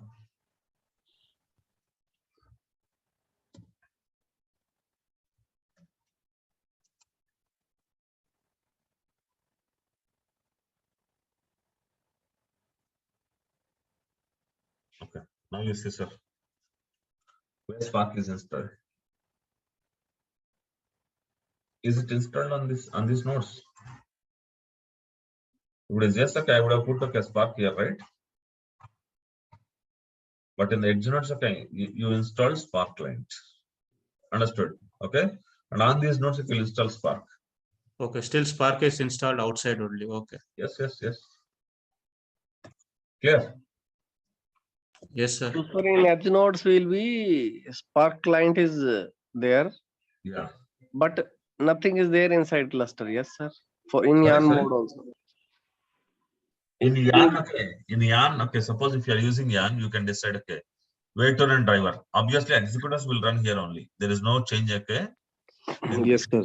Execution, okay. But driver execution, whether it should be here or here, that's purely decided by Developer. Developer. Yes. Okay, sir. Got it. Okay. So sir, basically for a cluster which is already there, this only means as an admin, we need to just install Spark client in the edge nodes. Yes, so yes. that Yes, sir. That's it. But if he's installing, he has to consult admin, no, sir, because it matters. It's a matter of resource availability. Since you have a lot of memory being consumed, so you have to take that into consideration also, right? So you cannot just blindly install, no? Okay, see, install Spark client, how much it will take? Sir, okay, so Varghese sir, try to understand here. Okay, so where I'm installing Spark, to install Spark client, it will not take, okay, Spark is not a big program. Yeah, I know, but if you tomorrow, if you are doing some processing, right? So obviously it is a memory. The processing will happen, okay, on the executors, sir. Okay, executors are here. Understand? Yes, correct. Yeah, yes, sir. So he'll obviously has to consider the because he has to obviously has to discuss with the admin, right? Because it is a since it's a more it consumes more memory, so it can impact other activities, right? As a for the active other jobs. Yeah, that is the problem, right? In Spark, okay, see, in case of MR, your job will start to execute and close, okay, release the resources. But okay, it is not the case in Spark. That is the reason if you want to run Spark jobs, you need to keep more RAM in your cluster. Yes, yes. That has to be factored, yes. Sorry, you are getting performance means you need to sacrifice in some place.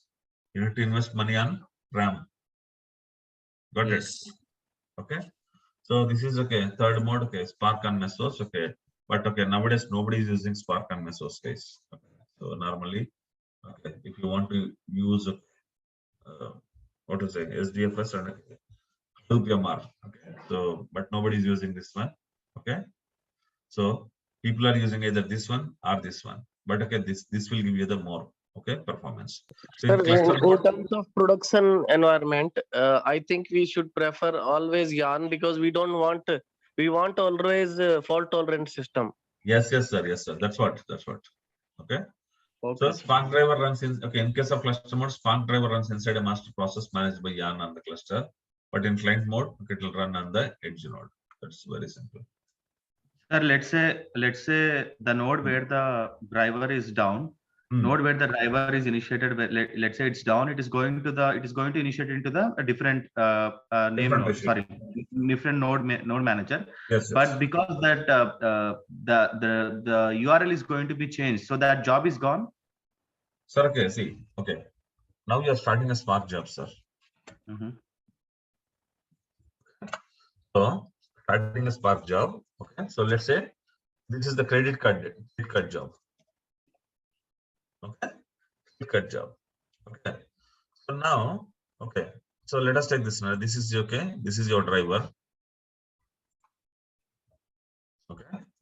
This is executor 1, executor 2.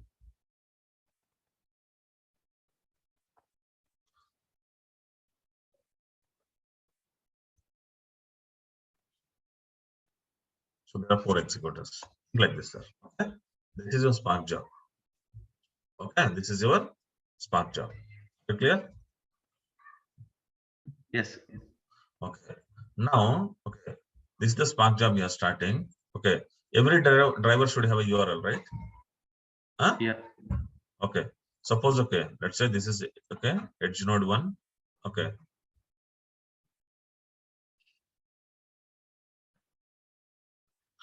Edge node 2. Okay. Here I have driver. Okay.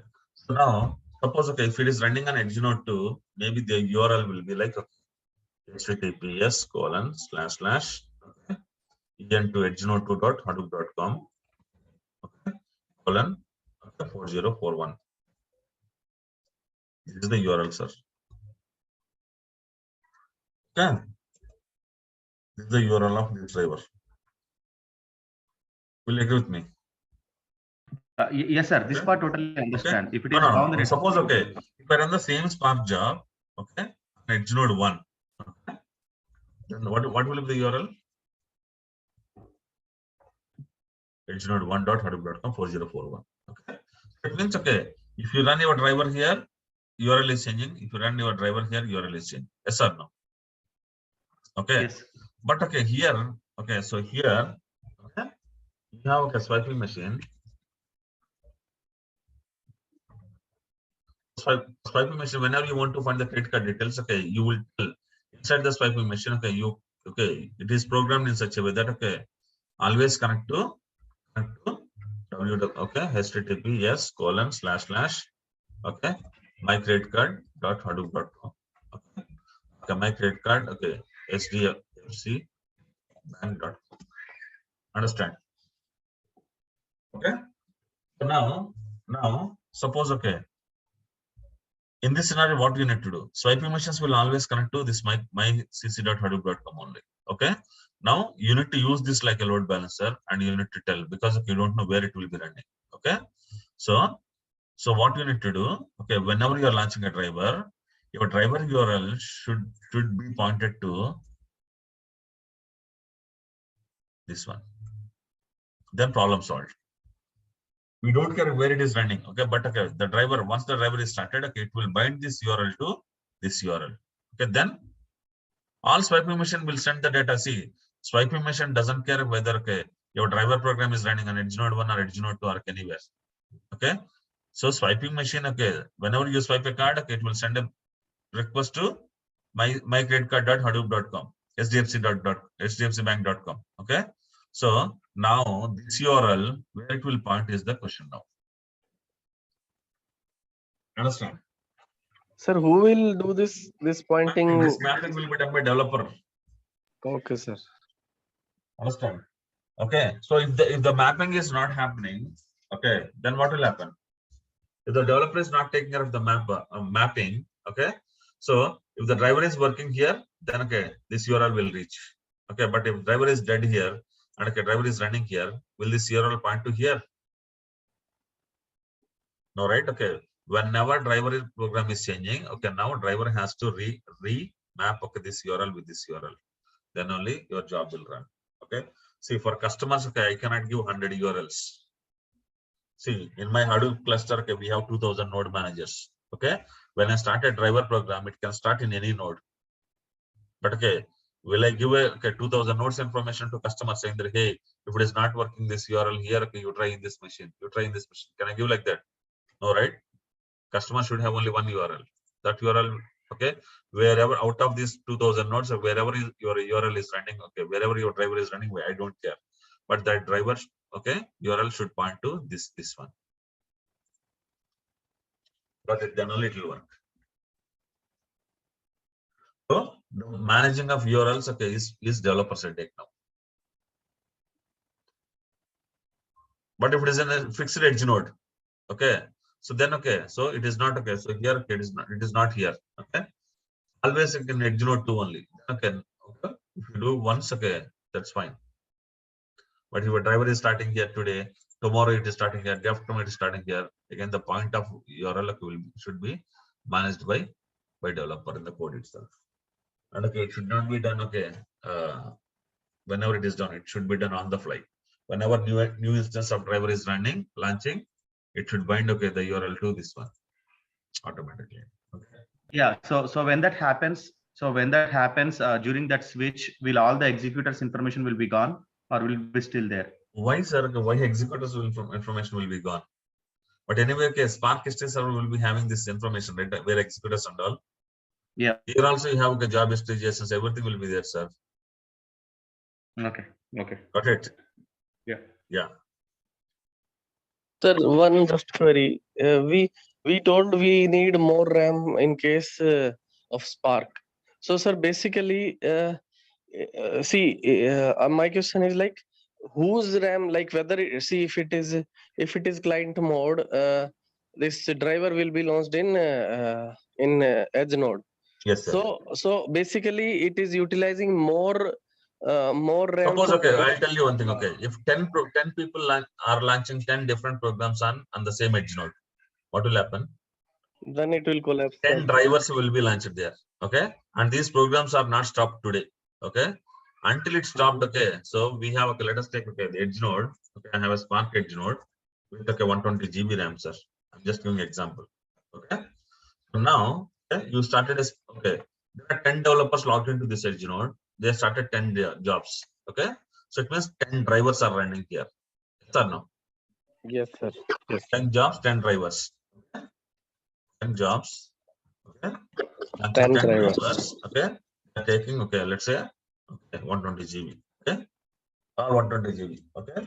Now in this machine, until if I stop any driver, can I do any other, can I start any other program? No. It will be still there. Suppose, okay, if these 10 jobs will run for next 2 months. Okay, next 2 months, this edge node is fixed with these jobs only. You cannot do anything on this edge node for next 2 months. Got it, sir. Okay, so that's the reason, okay. So it means you are blocking edge node here for these 10 jobs. Got it, sir. Hmm. So basically, see, if on the fly some job is running, so executor will execute that job, and storage, like the output will be stored in driver. Is it correct, sir? Given to driver will pass to swiping machine here. Okay, sir. Okay, yeah. So during that time, the driver will only store the because if we are accessing same data again. Sir, okay, your driver is there, and your executor is also there. Yes, sir. Your executor is also up and running only. Okay. So, sir, my question is like, it will go again and ask executors. Sir, for the output, okay, you take swiping output. machine, okay? This swiping machine, okay. Whenever you are swiping card, okay, you insert the card here. Immediately, swiping machine will read your card and send the detail, okay, request, okay, this URL for the details. Okay, sir. Okay, this URL, okay, so is pointed to driver. It means, okay, swiping machine is sending a request to driver. Yes, sir. Now driver will ask this for example, hey guys, okay, so this guy is asking, okay, credit card number 1234. Give me the details of credit 1234 credit card. Okay, This sir. will check and okay, give the result back to driver. Driver will send back to a swiping machine. So it means one task is completed here. But second time, sir? Second time, okay, let's say. So now this is okay, Bangalore. Now this is in Chennai. Somebody is swiping the card. Again, okay, this swiping machine will send the request to the same URL. Say it will come to same driver. Okay. Now the same task will be given to all the executors. Okay. Now driver will ask this executor, hey guys, I want now 2345 credit card. Give me the details. It will get the 2345 credit card details from here and give it back to swiping machine too. Got it, sir. Now I got it. Yeah. Okay, right now. So every time, okay, these are fixed. This okay. Who will be sending the request? Okay, is maybe changing. Got it. Got it, sir. Yeah. Okay. The next one is a Spark application execution flow. Whatever I explained now, okay, the same thing I put in the theory, but nothing to start here. Okay, nothing to. Sir, one more question. You explained that Spark client will install in Edge node, but what about Thrift server? Where will it be? Now, okay, you tell me where you want to install Thrift server. Sir, in Edge node only, yes, because Edge node only. Yes. Okay, Edge node only, yes. So, sir, basically, we while installing, it will ask for where to install Thrift server. We'll give Edge node location. Normally, okay, Thrift server will be installed. Okay, suppose okay, if you are using okay, Spark with Yarn, okay, Thrift server will be installed here, sir. Okay, sir. Got it. Got Okay. it. So if there is no Hadoop, your thrift server will be in any one of these machines. And two more daemons were there, sir. You told us live Okay. something. Spark Yeah. S3 server. Okay. To see all the jobs of Spark job. To see all Spark jobs. Okay. Yes, sir. And Livy server. If I now everything I'm doing in the command line. Correct or not? Yes, sir. Yes, sir. What is Hue? Hue. You, Kind sir. of a UI for developer, right? Yes, UI for developer. Correct. Livy is a UI for developer. UI for Spark. Got it. Yes, sir. Okay. Okay, guys. Okay, so we'll go to the next one. Okay, so here, okay, there is one more important thing we can Spark, okay, dynamic resource allocation. Okay, what is this dynamic resource allocation, guys? What is dynamic resource allocation? Okay, maybe at times, okay, so you may have to use, okay, more executors to handle the request, okay, and okay, less executors to handle less requests. Okay, so normally, okay, so you take this one, Spark job. Okay, so this is the Spark job. Okay, so you're saying that okay, my Spark job will have one driver plus 10 executors. Executors. Okay. One driver plus 10 executors. It means okay. So it means okay, one driver. Okay, so one driver plus executors. One driver of okay size okay. So 5 GB plus 1 core. Okay. 10 executors of size okay. 3 GB plus 1 core. Okay. Now tell me to run this Spark job, how many resources are required? Total resources required. 35 GB RAM plus 11 cores. Yes or no? Then 35 GB RAM and 11 cores will be purely okay. Will be purely what to say? Will be purely dedicated for this Spark job, and okay, they will be used for this Spark job until the Spark job is stopped. Can I say these are like okay, dedicated resources? Huh? Can I say these are like dedicated resources? Yes, yes, sir. Okay, these are dedicated resources. Okay. So now, okay, now think like this, guys. Okay. So now what this Spark job will do? Spark job will get some information. Okay. So based on the user request, okay, Spark job will get some information and give the result back. Okay. So that. Okay. So I'm giving you one more example here. We're giving the same okay example, guys. Okay. Now, okay. So this is what I'm telling, sir. Okay, this is the Spark submit. Okay, I'm saying that okay, you have driver core 1, driver memory 16 GB, and executor core and executor memory 2 GB. Okay, so deploy mode equal to client. Okay, this is what I told.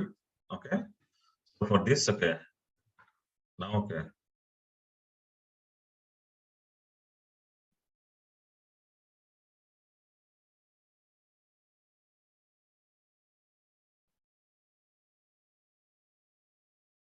Okay, sir, you think okay. Same example like I'm giving here also. Okay, so now this is the Spark driver. Okay, so all the swiping machines are okay, sending their request to here. Okay, so here this is Spark submit program 16 GB. Okay, this is the one.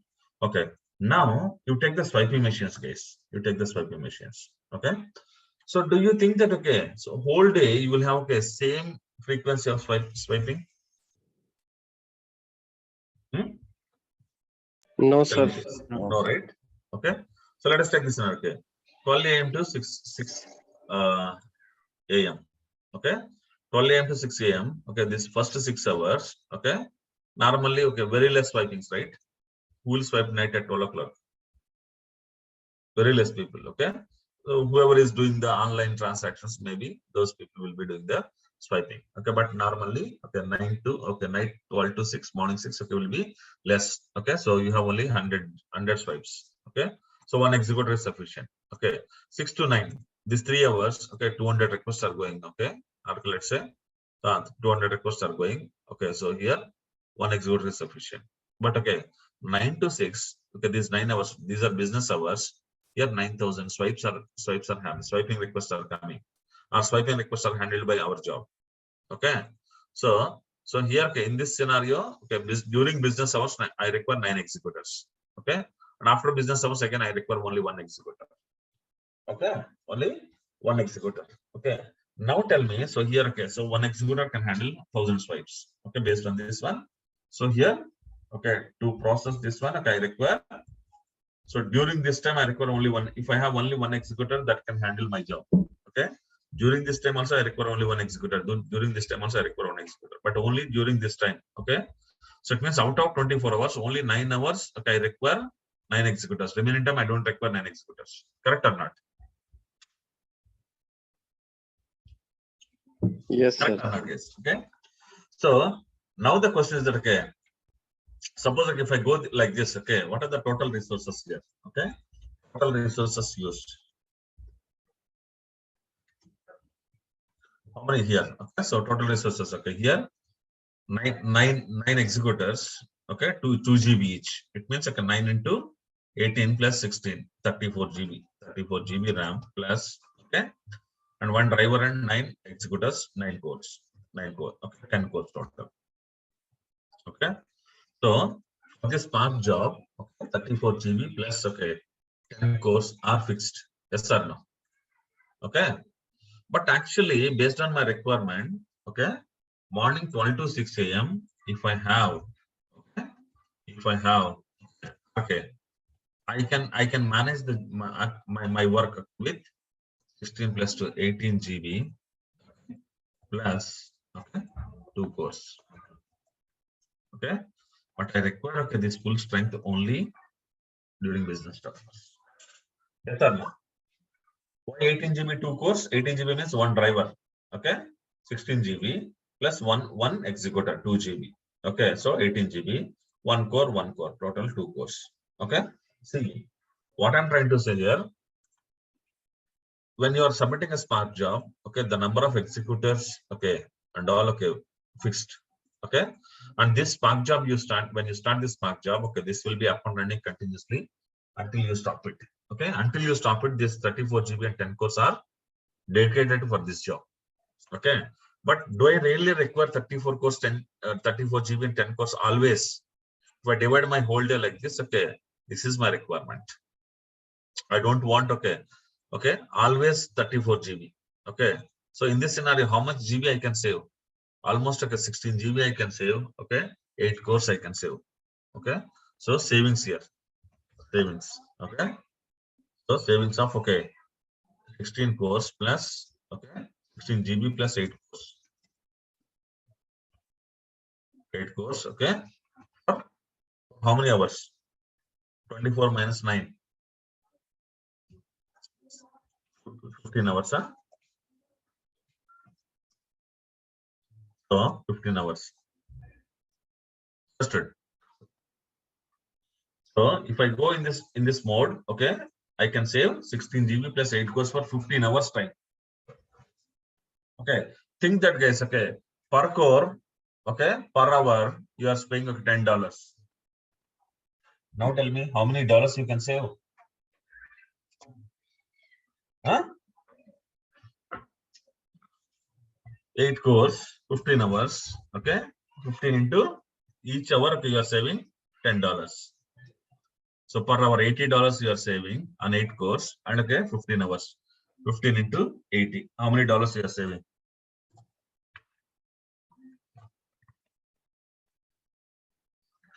$400 you are saving. Are you saving really or not? Yes, you are saving it here. Okay. So Spark has introduced, okay, dynamic memory allocation, sir. Okay. So when you enable dynamic memory allocation here, okay, it works like this actually. Here, okay, you will tell, okay, Spark dynamic allocation equal to true, and okay, minimum executors and maximum executors. You will define these two properties. Okay, when you define these two properties, okay, what will happen? Okay, your driver will be continuously checking what is the load. Okay, whether one executor is able to handle the load or not. If not, it will launch one more executor. If that is okay, if that is also not possible, okay, it will launch one more. Initially, it will start with one. Okay, based on the load, okay, it will be keep on increasing. Okay, maybe okay. So when it reach 9 o'clock, it will reach. Okay, it will launch all the 9 executors. So after 6 p.m., slowly it will reduce one by one, and it may come down to 1. Understood?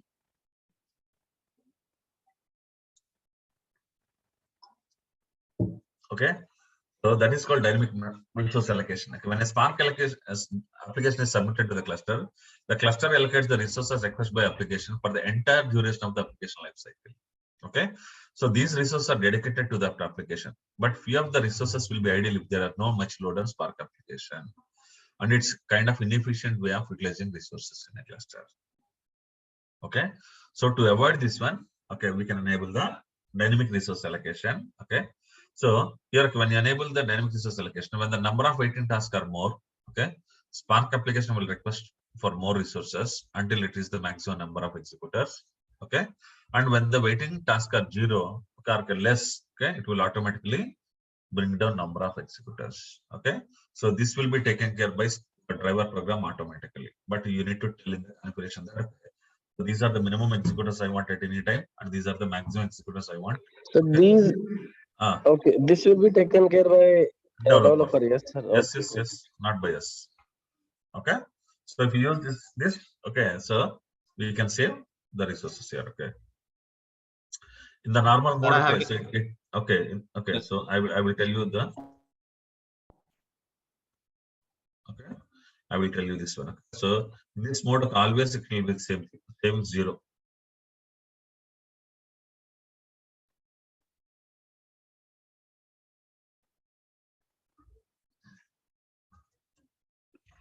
It's on 0% 0 GB. Okay.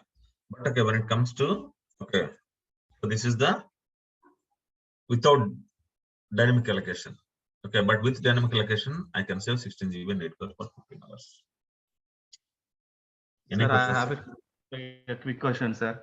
Yes, sir. Let's say if the file size is 9 GB and the developer is giving 3 executors and with 3 GB each, right? So the file will be stored as an RDD into memory. In the memory, the executor is already taking 3 GB, 3 GB, 3 GB. There is no space to. Yes, sir. Okay, sir. Not always. Okay, all Spark jobs will go with always with RDDs, right? Okay. Got it. Yes, okay. Sir. Some jobs will take RDDs. Okay, not all Spark jobs will have RDDs. Okay. Sir, I will give you one example, sir. Okay. So now I have written a Spark job. Okay, which will fetch a score for you. Okay, which will fetch a score for you. What is the score? CIBIL score. Okay, let's say you give your PAN card. It will give you your CIBIL score. For this, what is the input data, sir? Yeah, very less. No RDD. Okay, yeah. Because you cannot go and get the PAN card CIBIL data into your Spark job. Okay, so here on the fly, whenever you give your PAN card, okay, your Spark executor will contact CIBIL. Okay, we'll call CIBIL APIs and get the score and give it to you. So nothing is stored in the executor now. On the fly job. Got it? Sure, got it. Is there any place where we can see how many executors and how much space it's taking and all that? Okay, so you can see in the job history server, right? You can open the job history server also. Spark job history server. Okay. So show incomplete. So this jobs. Job history server is same that of MR in of course, yes, sir. Yes. Good. Okay, but there you can see only MapReduce jobs. Here you can see only Spark jobs. Okay, which user has started when he started, all those things. Okay, so you can see the Spark job here. Okay, so this is the Spark job. How many every time you execute a task, okay, it will tell you how many tasks it executed, whether it's successfully completed or not. Okay, all those things. Clear? How many requests each task is performing, all those things will be tracked in the Spark job. Okay, this is about dynamic resource allocation. Okay, now sample integration of Kafka and Spark. Okay, so here we will see. Okay, so this is Kafka. Okay, so this is a Spark streaming job. Okay, what Spark streaming job will do? Spark streaming job will be continuously checking with the Kafka topic, and whenever there is a new messages in the Kafka topic, it will take the data and give it to Spark Engine. Now Spark Engine will process the data, and finally it will store one copy in HDFS or one copy in RDBMS, and one copy it will push to dashboard. Okay, so this is one way. Okay, this is Kafka with Spark. Okay, but okay, let us see Kafka, Storm, and Spark all together in one place. Okay. Okay, when it comes to all together in one place. Okay, yes, okay, I'll give you one simple example where okay all these three tools are used. Okay, nowadays okay we have a concept of 1 minute loan. I don't know how 1 minute personal loan. Have you ever used? Sorry, have you ever tried? No, sir. 1 minute personal loan. Huh? No, sir. No. Yes, sir.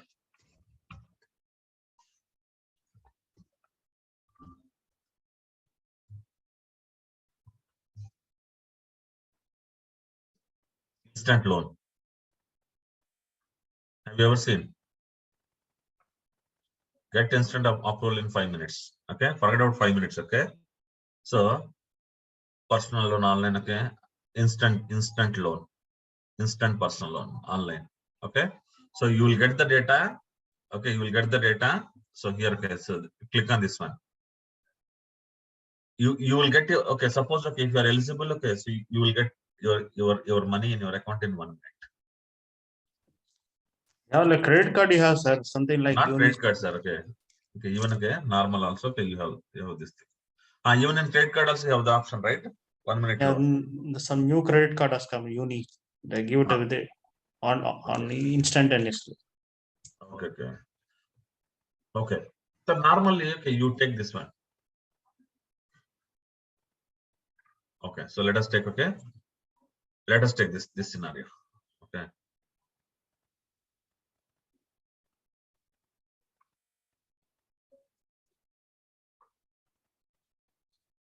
If it is only, okay, I'm sure, okay, what I'm showing you now.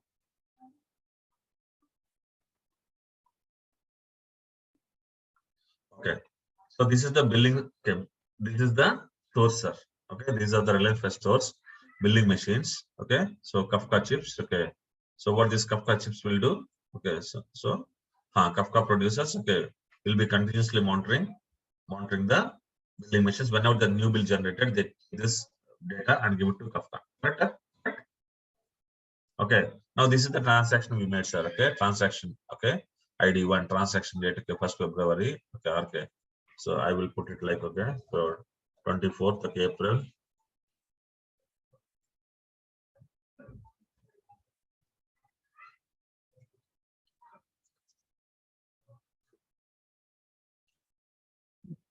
Okay, so 24th April. Okay, so this is the data. 24th April. Okay, item soap is 50 rupees. This is the data, actual data in the billing machine. Okay, but okay, when it goes to Kafka, the same thing it will go. Okay, the same thing it will show, like, okay, transaction date. Okay, okay, and okay, or maybe AM. Okay, so here AM. Okay, everything as it is. Okay, so what Kafka producer will do, it will take the transaction from here and put it into Kafka. Okay, now you take Storm. Okay, what Storm will do, Storm will take the same message. Okay, same transaction, and it is converting it, guys. Okay, see how it is converting. Okay, so Spout is taking the same transaction from here and okay, giving it to Bolt. Okay, Bolt is checking, okay, whether this is okay as per the date is fine or not. Okay, and price is fine or not. Okay, there is no minus values in the price, and okay, this is not a old date, this is today's date only. It is checking. Once it is checked, it will pass into next one. Okay, so what this, okay, transformation Bolt it is doing, okay, it is converting the date format. Here it is 24th April, right? It is converting like this. Okay, so okay, 7:45. That's it. See here the date format is like this, but okay, here it is including AM and all here. Okay, but here So now it removed that AM and PM and all, and it removed the seconds also. It converted this format. 24th April 2022, 2022-04-24. Okay, this is the format. Okay. So after that, okay, so here, okay, it passed to the next level. Okay, it has given up one more thing like this. Okay, it added Q. Okay, so this is okay, April, right? Q1, quarter one. Okay, it added this one. 2022-04-24. Okay, quarter one. Okay, now it is storing this final output. Okay, see, this is the original record. This is the original record. But okay, when it is getting stored into SDFS, how it is getting stored, guys? How it is getting stored? It is getting stored like this. Okay, 2022-04-24-745. So the date format is changed. One extra column also added. Okay, quarter equal to 1. Yes or no? So this is this quarter equal to 1 is purely defined from the transaction date. Which quarter? Quarter 1. Okay. And when it is finally storing this record, it is storing into SDFS like this. Are you clear? Are you clear, guys? Okay. Now you take the same thing with Spark also.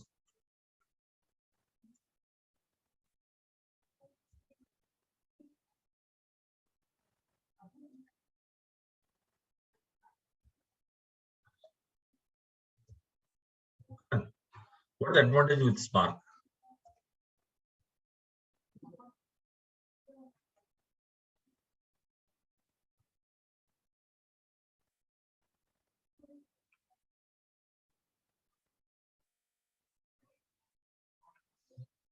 Okay, so now, okay, direct Kafka to Spark. Okay, see, earlier it was Storm, okay, but now, okay, you brought Spark here. Okay, so here is the driver. So driver is giving to first executor doing the validation task. Okay, then it is doing the second executor. Okay, and it is doing the transformation task. Okay, now it is going to third executor. It is doing the transformation task. Okay, so finally, what it is doing? Okay, Spark also storing this one copy into CFS, and it is storing it is getting a dashboard also here like this on the fly. Okay, it is telling India. So AP at this moment, this is the sales. Okay, date, it will give you the date also.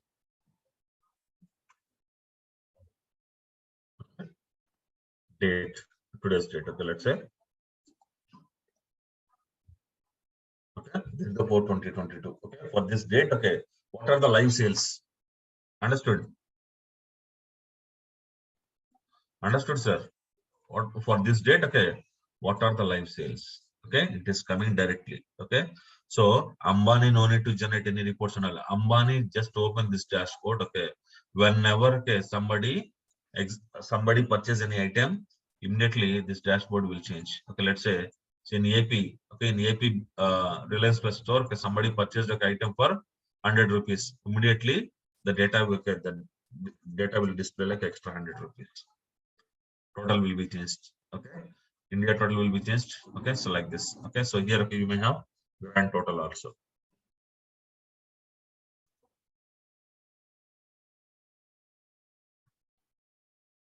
Understood?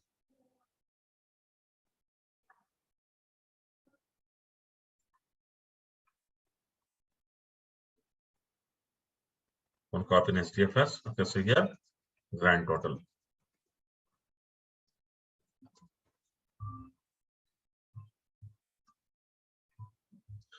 Overall the sales across the world.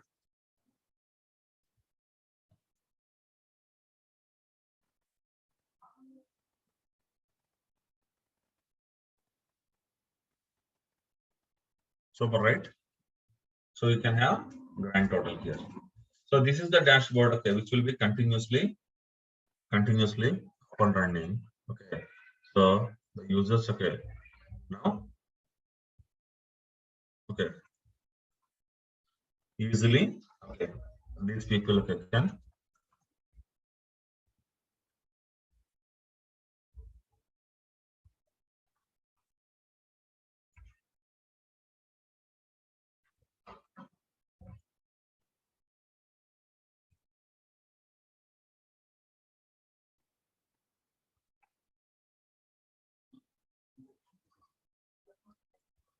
Understood now?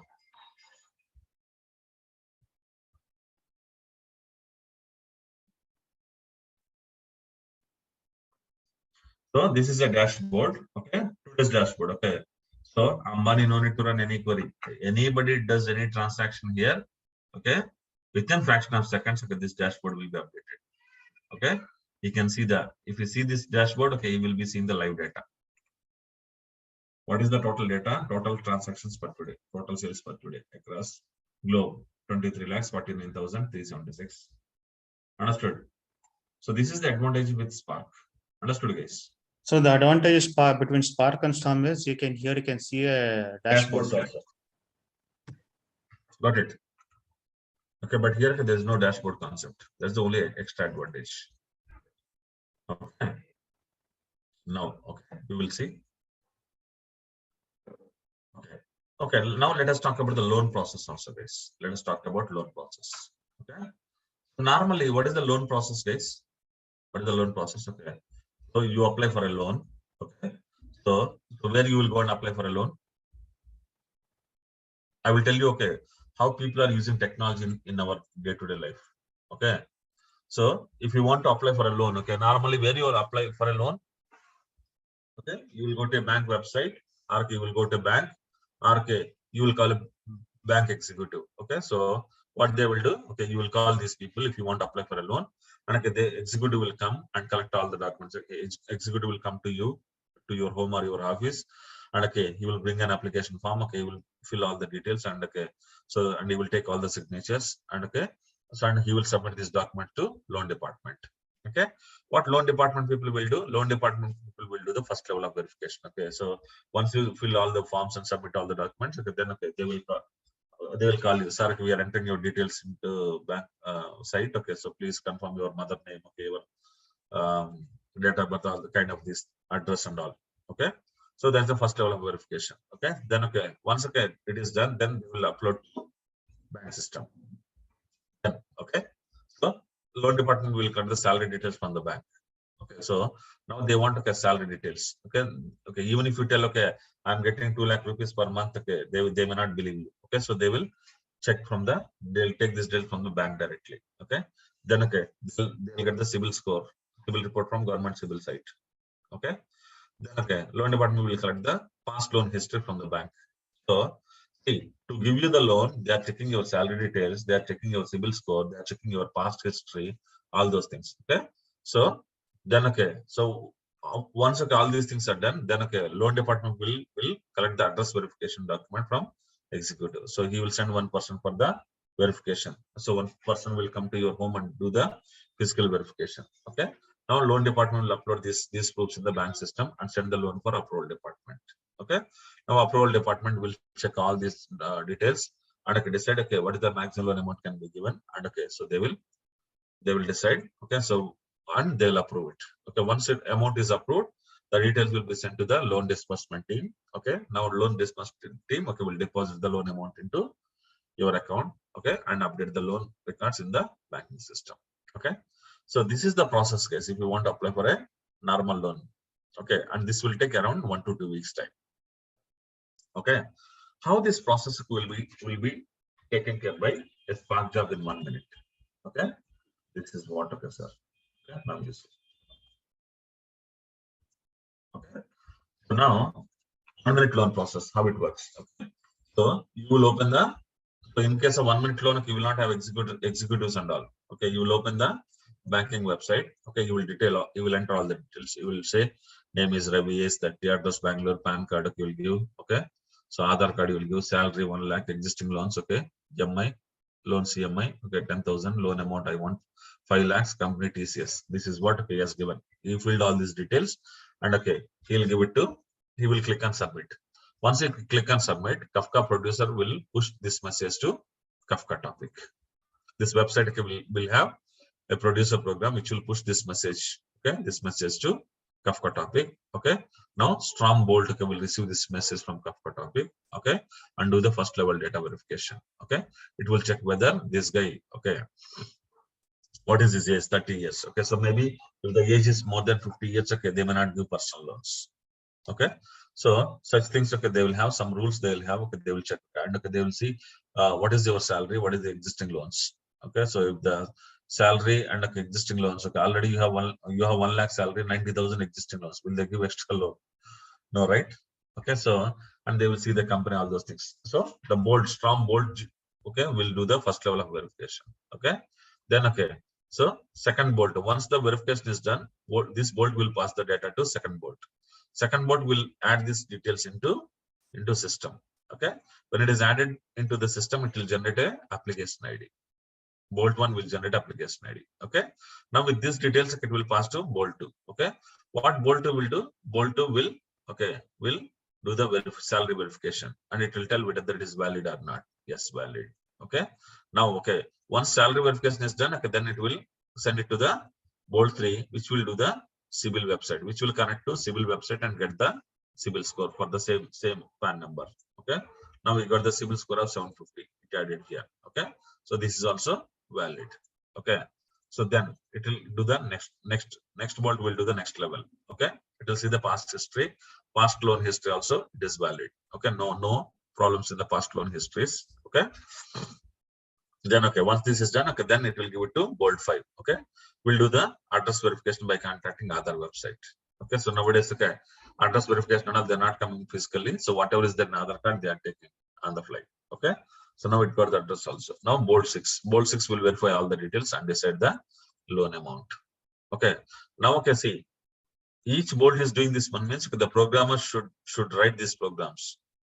Okay, now bolt 7, okay, will store this completed record in SDFS and hand out the same record to Spark driver. Okay, now Spark driver has the full record. Okay, so which has details like whether loan is approved or rejected. If the loan is approved, okay, executor will request the disbursement system to disburse the loan amount. Then executor will update the bank records in SDFS. So executor 3 will display the loan details applied, okay, approved, disbursed, rejected in the dashboard. Okay, this is the dashboard. Okay, you will see. Okay, so personal dashboard. Okay, okay, and so on to date from this date to this date.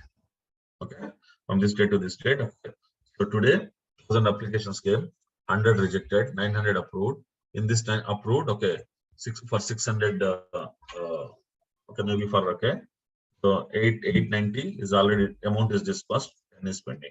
Okay, so this is the dashboard query you can see. Understood, sir? Huh?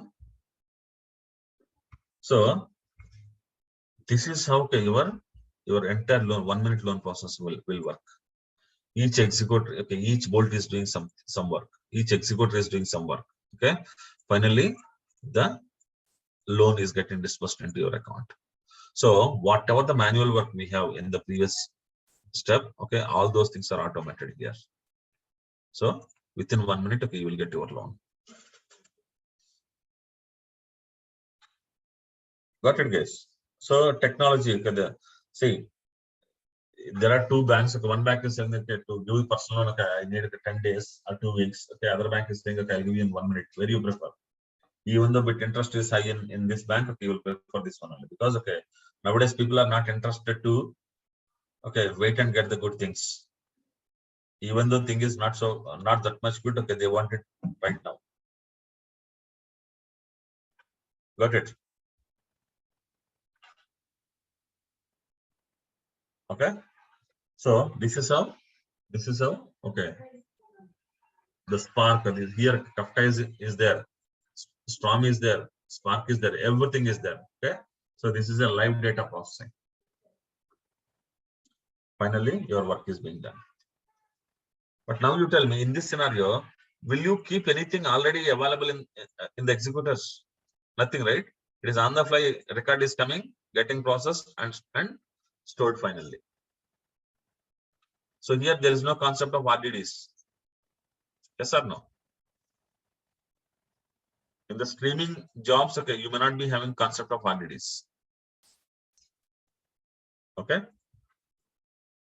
I guess, okay, we spent enough time today, guys. Okay, so tomorrow, okay, I will show you, okay, maybe the okay, this is what, okay, so loan data record processor broker, then okay, Storm everything verification is done at the Storm level, then going to Spark. Okay, so Spark is storing one data in the storage, another thing is in the real-time dashboard. So this is the integration of Spark, Storm, and Spark. Okay, Kafka, Storm, Spark, all three in one place. Clear this? Okay, sir. Can you share yesterday's recording, sir? Yes, sir. I will share, sir. Okay. Okay. So tomorrow we'll talk about these things. Okay, and close it. Okay, guys. Thanks for extending your time today.